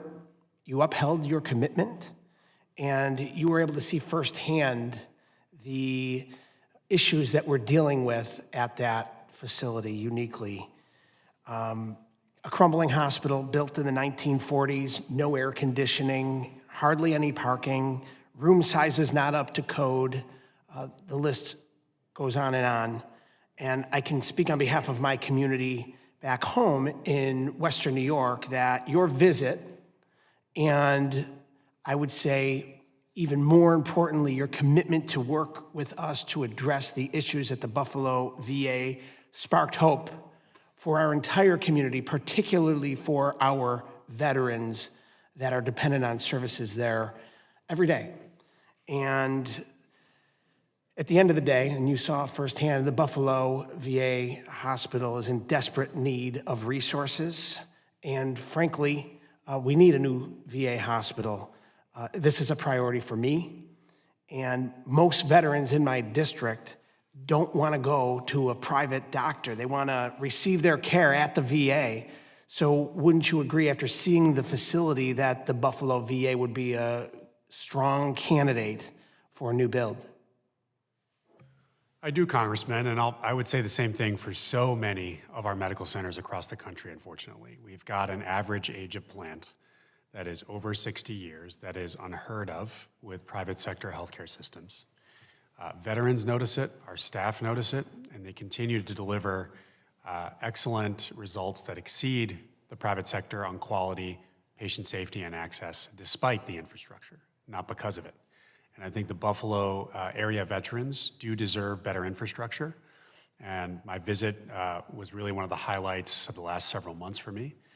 Getting to meet the team there, getting to meet the veterans there with you and Congressman Langworthy. really did show me what was needed there. Thank you. On behalf of our community, we thank you. And we look forward to working with the administration on advancing a new hospital in the Buffalo-Niagara region for our veterans. They deserve it. And as far as the criteria goes, you mentioned the median age of 60 years. It meets that criteria. The infrastructure, the existing technology, the window air conditioning units, dated and obsolete carpeting on the floor of these units. You worked with us and participated in roundtables at the facilities where you heard in these gaps in assets such as medical equipment and healthcare delivery due to a lack of funding and dated infrastructure. Would you suggest that the Buffalo VA is a priority project for a new build? I would hope to see new infrastructure at the Buffalo VA Medical Center. We have a list that I know you're aware of, Congressman. It's called our SKIP list that has the priorities that have been in place for many years in terms of facilities on the queue. There are at least 7 full VA medical centers that would be ahead of Buffalo. And to be able to get to a new medical center, we'd need appropriations for major construction that exceed $20 billion, between $20 to $25 billion. Our administration has tried to request major and minor construction money year over year, and we hope that that is considered to make sure that we meet the infrastructure needs for veteran care into the future. I'm also excited about the potential for a leasing project under PACT Act 704's authority with the University of Buffalo. We're exploring the possibility of that. That project would be smaller in scale, probably between $300 to $400 million in the form of a lease, but one that would be able to extend access to care to more veterans, and one that would afford more modern infrastructure to the veterans in your district. Thank you. I yield back. Mr. Mrvan. Thank you, Chairman. Thank you, Ranking Member Takano. And thank you for being here today. In Indiana alone, there was a 37% increase of participants in the Honor of the PACT Act. Within my district, there were thousands of individuals, 7,100 new individuals in the state of Indiana, and 4,000 new claims. That being said, Dr. Elnahal, during the November 2024 House Appropriations MILCON hearing, you noted that VHA was still finalizing a contractor to perform an external review of the budgeting process. How is VHA weighing the contract bids, and how will contractor work with OMB and IG to review the budget forecasting process? Yeah, so Congressman, the IG is auditing the circumstances around our supplemental funding need independently, and we will learn a lot from that audit. I've participated myself, my whole team has, and I think we'll be able to move forward with a lot of their recommendations once they are finished with it. I'm doing an external review, not just on the circumstances of what happened this year, but to consult very closely with our finance professionals like Ms. Duke, our strategic office that has the actuaries that do the enrollee healthcare projection model, which is our actuarial model that predicts the healthcare workload and healthcare demand that we will see into the out years, and try to find ways to actually map it to observed expenses a little bit more closely. And so that'll be a really helpful review that's, I think, wider in scope. And we're in the process. I don't get involved personally with any contracting decision, but we will choose a competent partner to do that. Mr. Jacobs, you had mentioned that one of the reasons there was a shortfall was because the increase, if I understood correctly, the increase of percentages of service-connected disabilities from, say, 30% to 70%. Were those unanticipated, or dive a little bit deeper on why that's a major issue? Yep, Congressman, we've historically experienced an average growth rate of approximately 1% on a year-over-year basis. What does that mean, 1% growth rate of what? So the average veteran is receiving disability compensation at about 60%. What we saw, and it has grown over the years by 1% every year. What we saw this past year is the largest growth rate in VA history. So we went from 60.8% to 63.1%. And it just means we're compensating veterans. They're filing for more claims. There are more veterans coming in for a claim for increase or filing for new conditions or new veterans, and they're coming in, and the cumulative impact is that we're service connecting them for more conditions at higher rates, and so they're receiving more monthly compensation. I think that's in large part, veterans are better educated, but it's also a reflection that we've been at war for the past 20 years, and veterans are getting older and getting connected with their benefits. Is there a direct correlation between the Honor the PACT Act and those increases in percentages? That has certainly been a large driver. Okay. Ms. Duke, what processes have you individually identified that would lead to the shortfall overestimation in July? And what steps have you taken to ensure that the accuracy? Thank you for that. A big portion of it, about a little under $3 billion, was the result of the efficiencies that the medical centers took in place. So when we came forward in July, we anticipated the need of the staffing to continue to increase as opposed to level out and decrease as the budget had projected. We saw growth in pharmacy particularly, and we anticipated that community care would grow at a more rapid rate. Between July and what we actually saw in the end of the fiscal year, as Dr. Elnahal mentioned, the community care rate of growth was lower than what we thought it would be when we came forward in July.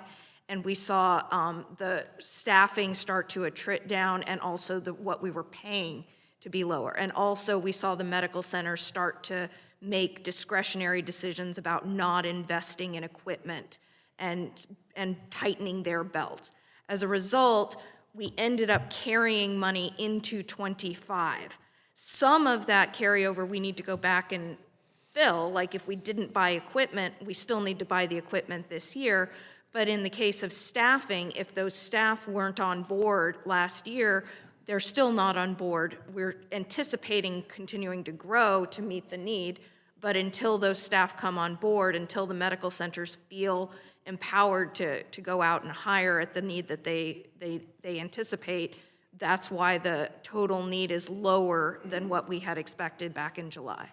Ms. Duke, earlier in this conversation, you had mentioned a correlation between the new software and the electronic medical records. I was chairman of technology modernization 4 years ago. That hasn't been a very quick process. This seems to be a sense of urgency where veterans and the credibility of the VA is online. Can you explain how that is correlated? Because, of course, we want to make sure that the electronic medical records comes to fruition, but that has been delayed. Please share with me how that is correlated to the process of accounting. And you also had mentioned that the accounting practices would jeopardize veterans' lives. Please share with me how that is all tied together, because I can't connect the two. Understood. The financial management system transformation, this is not the first time that we've attempted to upgrade our systems. It's because of the interaction with the logistics and the supplies in the medical center. That is the piece that we need to make sure that as we transition into a new financial system that informs the ability to procure the supplies and materials that they need in the medical centers, that is not put in danger. And that is partly why VHA is the last part of VA to go live on the new system, because we wanted to make sure that we had appropriate safeguards in place to protect the delivery of care at the medical centers. I thank you very much. The supply chain issues also have been a topic of conversation for a very long time. So whatever we can do to disconnect those in order to get the financial crisis solved, I think would be beneficial to the veterans. I thank you all very much for your time here today. Dr. Murphy. Thank you, Mr. Chairman, and thank you guys for coming. I'm trying to read through a lot of this stuff objectively. I know the PACT Act put a, as we say in the eastern North Carolina, a big hurting on you. In that we added more people, more expense, et cetera, et cetera. I get it. I'm just interested in a few statistics. So, Dr. Elnahal, you said the growth was higher than expected, and benefits exceeded the utilization was higher than expected. Can you flesh that out a little bit? What was your expectation and what did it turn out to be? Yeah, we've had a trend, Congressman, on the reliance metric, the percentage of veterans enrolled in our system who choose to actively receive their care in our system, going up by, between to 0.5% to 1.5%, right around the ballpark of 1% year over year. The PACT Act significantly increased that since passage. Now we're much closer to 45%. And we estimate that 45% of what? 45% of veterans who are enrolled use the VA care regularly. Okay. That's the reliance metric. And so that jump is quite significant because each percentage that increases represents about $2.6 billion historically in additional costs. So if you were to just use that metric alone, you'd multiply the 4% delta by about 2.6, and you would be right around the ballpark of $10 billion. Sure, and I think a lot of folks are having a little problem here, having run businesses, and you look at budgets and anticipation, sometimes they're on, sometimes they're off, that all of a sudden it was a $12 billion shortfall, and then, oh, no, it's not really, it's not a $6 billion shortfall. That's a lot of zeros. That's a lot of zeros and a lot of things for people to say, all right, well, do you really know what you're doing? I want to actually have a series of questions here. It is an opt-in. I've always thought it was kind of silly that the DOD, you leave the VA, you leave the active military service, and then you're in this twilight zone, whether you get picked up by the VA or not. It should be an opt-out system. It should be you go in and you have to opt out so you don't have to spend all this time chasing people down. But that's a little different issue. Community care. There's some folks on this committee that don't like community care. As a physician that actually supplies the care in community care, I can tell you that we form the bridge to take care of veterans where the VA cannot take care of veterans. And yes, it is more expensive because guess why? It's because it's specialty care that the VA can't pay for and can't house just because they're specialists. We have a hard enough time in the private world finding specialists these days because our medical schools are not doing their job right. And so your community care issue, and you said, I believe it was going to go up 15%, 14.5 or something, if I recall. Yeah, we think that it needs to grow by about 15% based on what we're projecting. What are your payments in arrears on community care? Because I will tell you, that's one thing that when I ran a practice, frustrated the living hell out of me. So we wanted to take care of veterans, but you can't do it for free.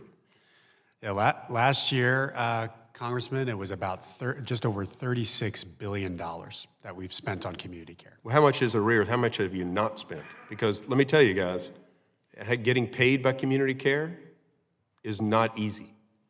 That's a major, major problem, and this is aside a little bit from this conversation. Now, we've talked about this before. That has to be a more friendly system. We've also talked about the absolute disaster of a medical record system that's still double down, triple down, whatever. And the Oracle folks have been talking to me, I get it, but think of all the billions that would have been saved if this was done in the right at the beginning, or even understood that it needed to be fixed previously. Ms. Duke, can you tell me a little bit real quickly, and then I want to ask one final question. Just you're talking about a new auditing system.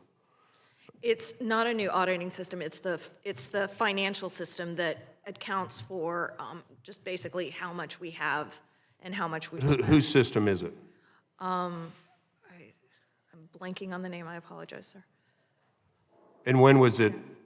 You said it's supposed to go live next fiscal year. How long ago was it attempted that it was going to be put in? So it's been a rolling transformation with different parts of the department, starting with the cemetery administration and then to benefits. And now we are moving to VHA. And I'll end with this final thought. You guys, sadly enough, one way, have to come before this committee where you get a lot of the irate and angst of members who hear from our veterans. 1 out of 10 of my constituents are veterans, and I hear about the VA shortfalls all the time. We want to be good stewards of our money. We want to take care of those who have signed on the dotted line to serve our nation, but we cannot take the bureaucracy that is destroying the very fabric of every single institution that's happening, agency in this country. I personally would love to see Deloitte, Ernst & Young, Arthur Anderson, somebody come in externally and do a forensic audit of the VA. I would love to see that. Our IG does a great job, but having people that live in the business world to come in and look at the functions and the bureaucracies and the waste and the fraud that goes into our system is absolutely what the American people deserve. I'll just say, Congressman, I agree with you on our budget formulation process. We need an external review, and so I've asked for that. I also just want to say, last thing, that I appreciate that you're a community care provider who sees our vets. We do depend a lot. 40% of the care that we deliver is through the community, so I appreciate it. Again, I'll double down on that. Thank you. I'll double down on that. We need an external forensic audit on government agencies that are bloated and are not meeting expectations as far as budgetary concerns. Thank you, Mr. Chairman. I'll yield back. Representative Garvey. Thank you, Mr. Chairman, and I won't belabor the point, but the accounting mistakes, errors are serious. They make you all look bad. They undermine our confidence and the American people's confidence to take care of our veterans. And so, get that right. But let's talk about what I think is the real issue here, because I don't want us to miss the forest for the trees. I've got a few yes or no questions I want you all to answer, and I'll start with Dr. Elnahal. Dr. Elnahal, are there homeless veterans in America? Yes. All right. Mr. Jacobs, are there homeless veterans in America? Yes. All right, Dr. Elnahal, are there veterans in need of specialty services who are waiting weeks or months for their appointments? Yes, unfortunately, there are some. Mr. Jacobs, are there veterans and survivors going without their benefits while they're awaiting to hear back on their appeals? Yes. Yes. All right. Mr. Jacobs, are there veterans in the United States of America living in poverty? Yes. All right. Are there women, Dr. Elnahal, right now, who do not have timely access to all of the services they need? Are women veterans? We're improving upon that, but yes. All right. Dr. Elnahal, are there veterans in the United States of America who are in need of mental health care right now who don't have timely access to it? Absolutely. Okay. These are our veterans. These are the people who were willing to take care of us. And we don't have what we need to take care of them. And in that sense, there is a budget shortfall. And there's always going to be a budget shortfall while we have homeless veterans, while we have veterans living in poverty, while we have veterans who don't have access to the services they have earned. That's what we need to be talking about. This conversation is important. You guys made a mistake. But we're talking about 0.1% of the federal budget, while over 1 million veterans in the United States of America are living in poverty. There are veterans all over Louisville, Kentucky right now, in the South End, the East End, the West End, who are down on their luck, who need help. They should be the focus of this hearing. This conversation, while important, is like rearranging deck chairs on the Titanic. Our veterans, the brave men and women who were willing to put on a uniform and sacrifice everything to keep us safe and free, did so. And they did so because we promised them we would take care of them for their service. That is a legal and moral promise we are failing to uphold. I yield back. Mr. Landsman.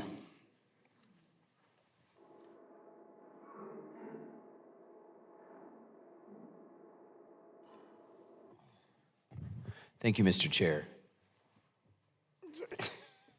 Sorry. Thank you, Mr. Chair. It seems to me on this, as it relates to the hearing, there was a projected shortfall, $12 billion. I think at one point I read 15, and now it's 6. So I appreciate the fact that we're doing the hearing, because I do think it's important for the American people, for taxpayers, certainly Congress, to understand why it went from one number to another, and it's not an insignificant number. I do appreciate the responses today that get at, one, just the increase in demand that because of the outreach, because of the work that you all are doing, the trust that you're building up with veterans, that more and more veterans are utilizing critical services all over the country. And as a result, the cost to care for our veterans has gone up. And keeping up with those changes has been difficult, and I appreciate the honesty. And the fact that there is going to be a new system so that you can better measure where you're going to be based on pretty significant changes in enrollment and then ultimately care, right? Because more and more people are saying, not only am I going to enroll, but I would like to come in and get help. The suicide prevention work is something that I think we all deeply care about, and so I wanted to ask you about that. It does seem to be having some impact. We're seeing fewer veterans, more veterans getting the help they need, and suicide rates going down. And I'm wondering if you can speak to the work that you all are doing and what potential cuts, if the additional resources weren't provided, the impact it would have on that in particular, if you could just speak to that. Yeah, absolutely, Congressman. And the data frustratingly lags 2 years. So this year's suicide prevention report will reflect 2022 in terms of the total number. We count every single veteran suicide. We calculate the risk overall based on the total general population. But we won't have up-to-date data even this year. Nonetheless, I do think that this request has impact on the ability to bring veterans into the system, to deliver timely care to them. And that does have bearing on overall suicide risk. Every single veteran, especially who gets VA benefits, has a lower risk of suicide on average. And by definition, the VA accepts and tries to care for the veterans who are at highest risk because of the trauma they experienced during their service and everything associated with that leads to veteran suicide. So the broader need to increase our staffing to handle that care for veterans and also to be able to grow community care, and the need for funding the critical medications and prosthetics that they need, all these things ultimately have bearing on that public health risk, on top of the targeted suicide prevention programming that we do that's a dedicated appropriation from Congress. Yeah, and I don't want to lose sight of, thank you, I don't want to lose sight of the money, resources that you spend on the quality assurance piece. I mean, we've talked about this in the past, which is some of the work that we're doing is highly effective and some's not. And I do think, we owe it to our veterans and their families to spend every single dollar we can on those things that are working, not only to prevent veteran suicides, but to get them in the door, right? Because there's a lot of folks that aren't being counted because they never came. And I know that you all are committed to that quality assurance. We have a bill that would require all of these dollars to be spent on those things that work by ensuring that we're taking the best practices, because we know there are some programs and some community partners that have an enormous amount of success, and that we know that others that don't. And I'm not one to say, well, let's punish the ones that don't. Let's just get them to do the best practice work that we're seeing in other programs. And so I know that isn't a lot of money, but I wouldn't want to see that be taken away from you all. So look, I appreciate the honesty. I appreciate the fact that we're doing the hearing. I do think, again, as I said at the top of my comments, it was a big change. It's an understandable one, having talked through it, and one that you all want to get better at, but I do think it was important for us to have this conversation, so thank you. You're back. Now I want to have another round because there's some questions I need to ask, okay? And they are not related to budget, okay? And Dr. Elnahal, it is to you. On a current event, is it appropriate for VA employees to have sex with each other at work? Absolutely not. Is there a policy that prohibits that? I can't identify a specific policy, but it's absolutely against our values. I can. It's Directive 5019.02, the Harassment and Public Safety Incident Policy, okay? You can check that. So why is it that we have at least 15 Mountain Home, Tennessee VA employees who have allegedly had sex on the VA property? They've not been disciplined. Well, first thing I'll say, Congressman, is that those actions are reprehensible, extremely inappropriate. And as you know, the same time that I found out, I had you on the phone telling you about this within 2 days. And so I just wanted to Thank you for working with us on this and for working with our staff to hear them out. We also have seen every implicated person leave the VA, resign, and an investigation is underway across all of the leaders and individuals involved here, from the Office of Accountability and Whistleblower Protection and the Inspector General, who recently completed an investigation. We are doing our best to hold all involved employees accountable as appropriate after these investigations conclude, and we are doubling down on trying to change the culture at Mountain Home, especially with regard to sexual harassment. Everyone takes the white ribbon pledge when they swear into their jobs in the VA, but they have to act on it. They have to live those values. And as of this point, 98% compliance with that training is in place at Mountain Home. This is not going to be just one training. It has to be a culture that continues to be instilled, and we hope to fill the medical center director job very soon. Is that director from that medical center who has been detailed somewhere else, are they still employed with the VA? The associate director is still employed while the investigation is still completed. That's the due process that we have to follow. VA recently stated in a news article, employees who are involved in any wrongdoing are no longer with the VA. Is that true? If you just said, so the director apparently was not involved, correct? Except for the fact had knowledge. There were concerns about appropriate response upon hearing the allegations. So remember, this isn't just about not committing these horrendous acts. It's about when you hear about them as a leader, you take action to protect the involved employees. Yeah. So that was the concern there. The director, for the record, voluntarily resigned. Okay.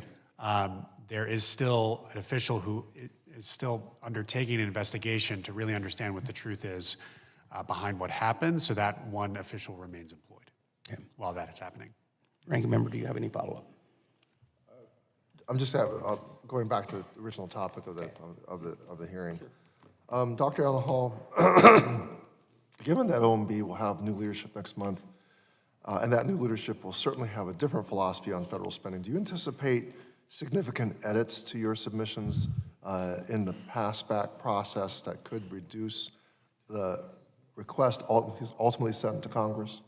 We worked closely with OMB on this request, Mr. Ranking Member, and so the FY25 need is set by the administration. The $6.6 billion is what we hope to get this month. Ultimately, the budget process we're talking about now is relevant for the FY26 and the advance appropriation for FY27. Thank you. I was very following what Ms. Brownley's line of questioning, and can you just sort of explain again this perverse incentive of the medical centers in the case of direct spending on the home care that she was talking about, how the underinvesting could actually end up preventing us from saving money?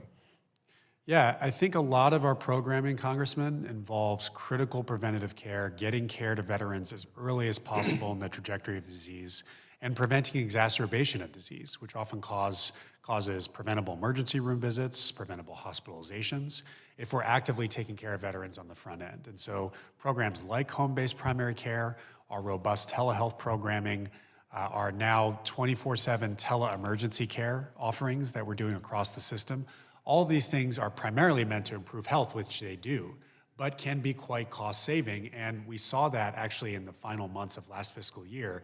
Because we were able to offer all of these additional VA options, we saw community care growth ultimately come in at a lower rate than we had thought as of July. So this tele-emergency care, emergency care is one of the big drivers of the community care increase, right? And so has this tele-emergency care has it enabled you to bring down those costs? Substantially, Congressman. So we have seen about a 6% year-over-year increase in emergency care visits in the community.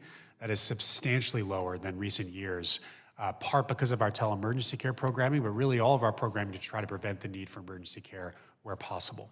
So shorting your ability to be able to fund these programs would be kind of like shooting ourselves in the foot.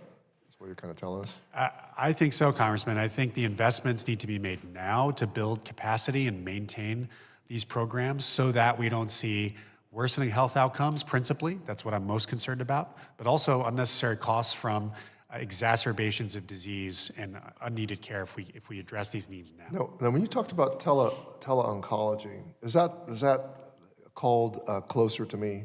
Is that the same thing? National Tele-Oncology is a way for us to deliver both acute and follow-up care for oncology anywhere in the country from talented oncologists. The Closer to Me actually takes our infusion teams from tertiary medical centers, brings them to clinics, and disproportionately helps rural veterans who often don't even have community care options that are accessible. They can now come to our C-Box and get that infusion rather than having to go to a community. So actually being able to refer, like whether it's Montana or other states that may have few oncologists or not even have infusion centers in rural areas, your clinics are able to deliver cancer drugs using VA's formulary. But even with that, even so, in some parts of our country, access is even in the community is not it doesn't exist. Is that right? Exactly. We're often with this program the closest option for veterans to be able to receive needed infusions, chemotherapy, targeted therapy. And so you need to make investments in both of these areas. Is that right? We want to make more investments in these programs because they work. And again, the funding we're requesting will help us give latitude to medical centers to increase staff to implement programs like this. Well, Mr. Chairman, I hope that we can look at this area that we're talking about. I realize people are upset about how the news got back and all of that, but I don't want to see ourselves shoot ourselves in the foot, especially when rural veterans' health is at stake.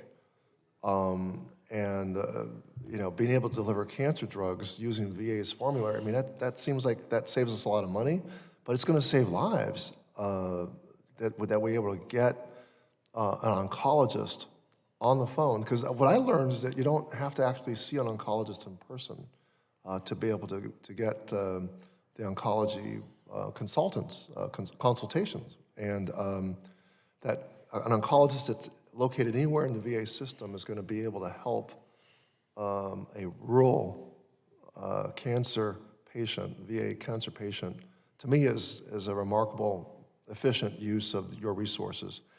I yield back, Mr. Chairman. I'm going to have to leave. All right, thank you. Thanks. Before I yield to Mr. Rosendale, real quick follow-up on my questions from a while ago. What happened to these 15 employees? Were they fired? If you don't know that, can you let me know? Because we think it's important that we have an oversight on what did. Yeah, there's still ongoing investigations, Mr. Chairman. We will update you as soon as we have resolution of them. Please let me know. With that, Mr. Rosendale, you've got 5 minutes. Thank you, Mr. Chairman. Appreciate it. Going to my second round. I heard some questions earlier, and folks were talking about the prescription drugs, and I certainly, as a former insurance commissioner for the state of Montana, understand that the prescription drug costs are one of the major driving factors in healthcare increases. I mean, it's nationally, it's just a fact, which is exactly why I sent you, actually, this is a second letter, Dr. Elnahal, in regards to the prescription drugs that are being used for the weight loss drugs. Thousands of dollars per month per veteran for weight loss drugs that have so many side effects, require a lifetime of taking for any benefit, and are way more expensive than the European countries, and fail to address the root cause of veterans' metabolic dysfunction. I'm a firm believer in trying to resolve the problem instead of just trying to take a pill to cover it up. And so I've got a couple of questions I want to go over. First, Ms. Duke, your earlier $12 billion request included $1 billion for injectable weight loss and liver disease drugs. Your new $6.6 billion request includes $2 billion for these drugs. How did you come up with that number?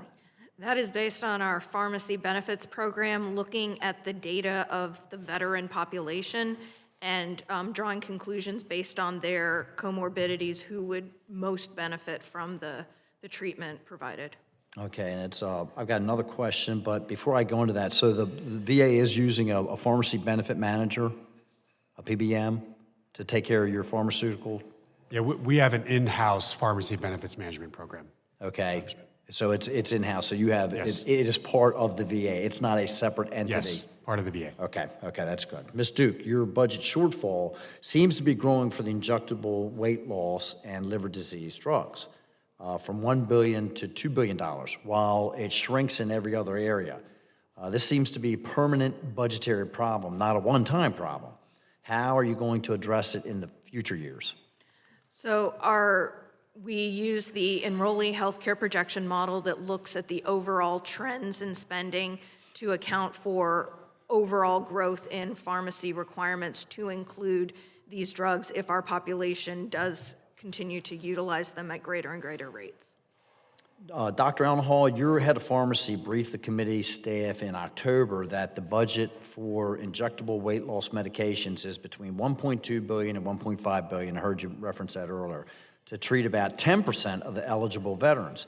It would cost about $20 billion to treat all 3 million eligible veterans. What's going to happen if more than 10% of the eligible veterans get on these medications? It's a very good question, Congressman.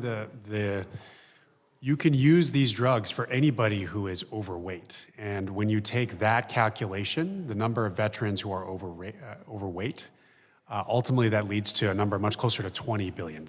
And so ultimately what we're trying to do is get this therapy to primarily veterans with not only overweight, but type 2 diabetes. That's where the strongest evidence basis exists.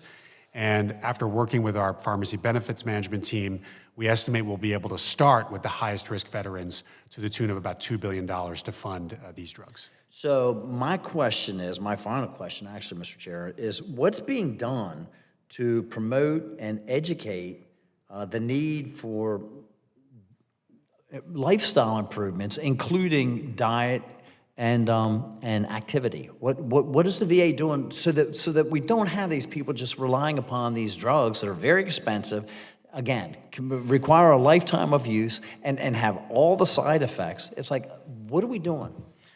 Wellness, Congressman, is first best. We have the MOVE program, which is a structured program that gets veterans exercising, does a lot of positive reinforcement, brings veterans in to show them how to do easy exercises in the beginning and then escalation, healthy eating, healthy food. We have a whole health set of programs that help veterans achieve better and better lifestyle choices. And we think that is the primary and best way to address overweight and obesity. I believe it as well. I mean, I know folks, look, I had a compound fracture in my leg 15 years ago. It was a mess. It was an ugly mess, and I was off of it for 7 weeks. And the first thing that obviously the medical community wants to do is make sure that you aren't suffering pain, and they want to dose you up with pain pills. But there comes a point where you have to take therapy and do something about it and recognize that it's going to be a little bit painful. And so I started using a treadmill and no pain medications whatsoever. And somehow we have to get our veterans to utilize healthy lifestyles, good diet, and start controlling their weight so that we're not spending billions of dollars on prescription drugs that, again, have all these other side effects. Mr. Chair, my time is up. I yield back. Thank you so much. Thank you. I want to thank the witnesses for appearing here today, and so we can try to understand what really happened with the VA budget. My goal is to work with the Trump administration, the next administration, and next Congress to simplify the budget and make sure it serves the needs of our veterans. The budget gimmicks have gotten out of control. It should not take 6 months to figure out how much money a government has or a government agency has.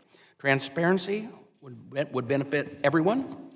The veterans needs to know, and the veteran has the resources it needs, is spending and is spending the money appropriately. Playing shell games and transferring special accounts and undermines the confidence of both in the taxpayer and the members of Congress who have to deal with it.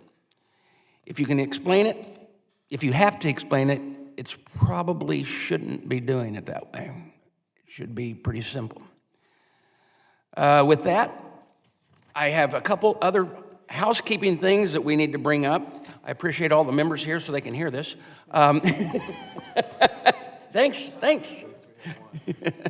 All right. Well, there's two things. One, first, I would want to recommend to all the members to remember, we have a portrait tomorrow in this room at 9:30. Staff will be reaching out to you if you're listening out there.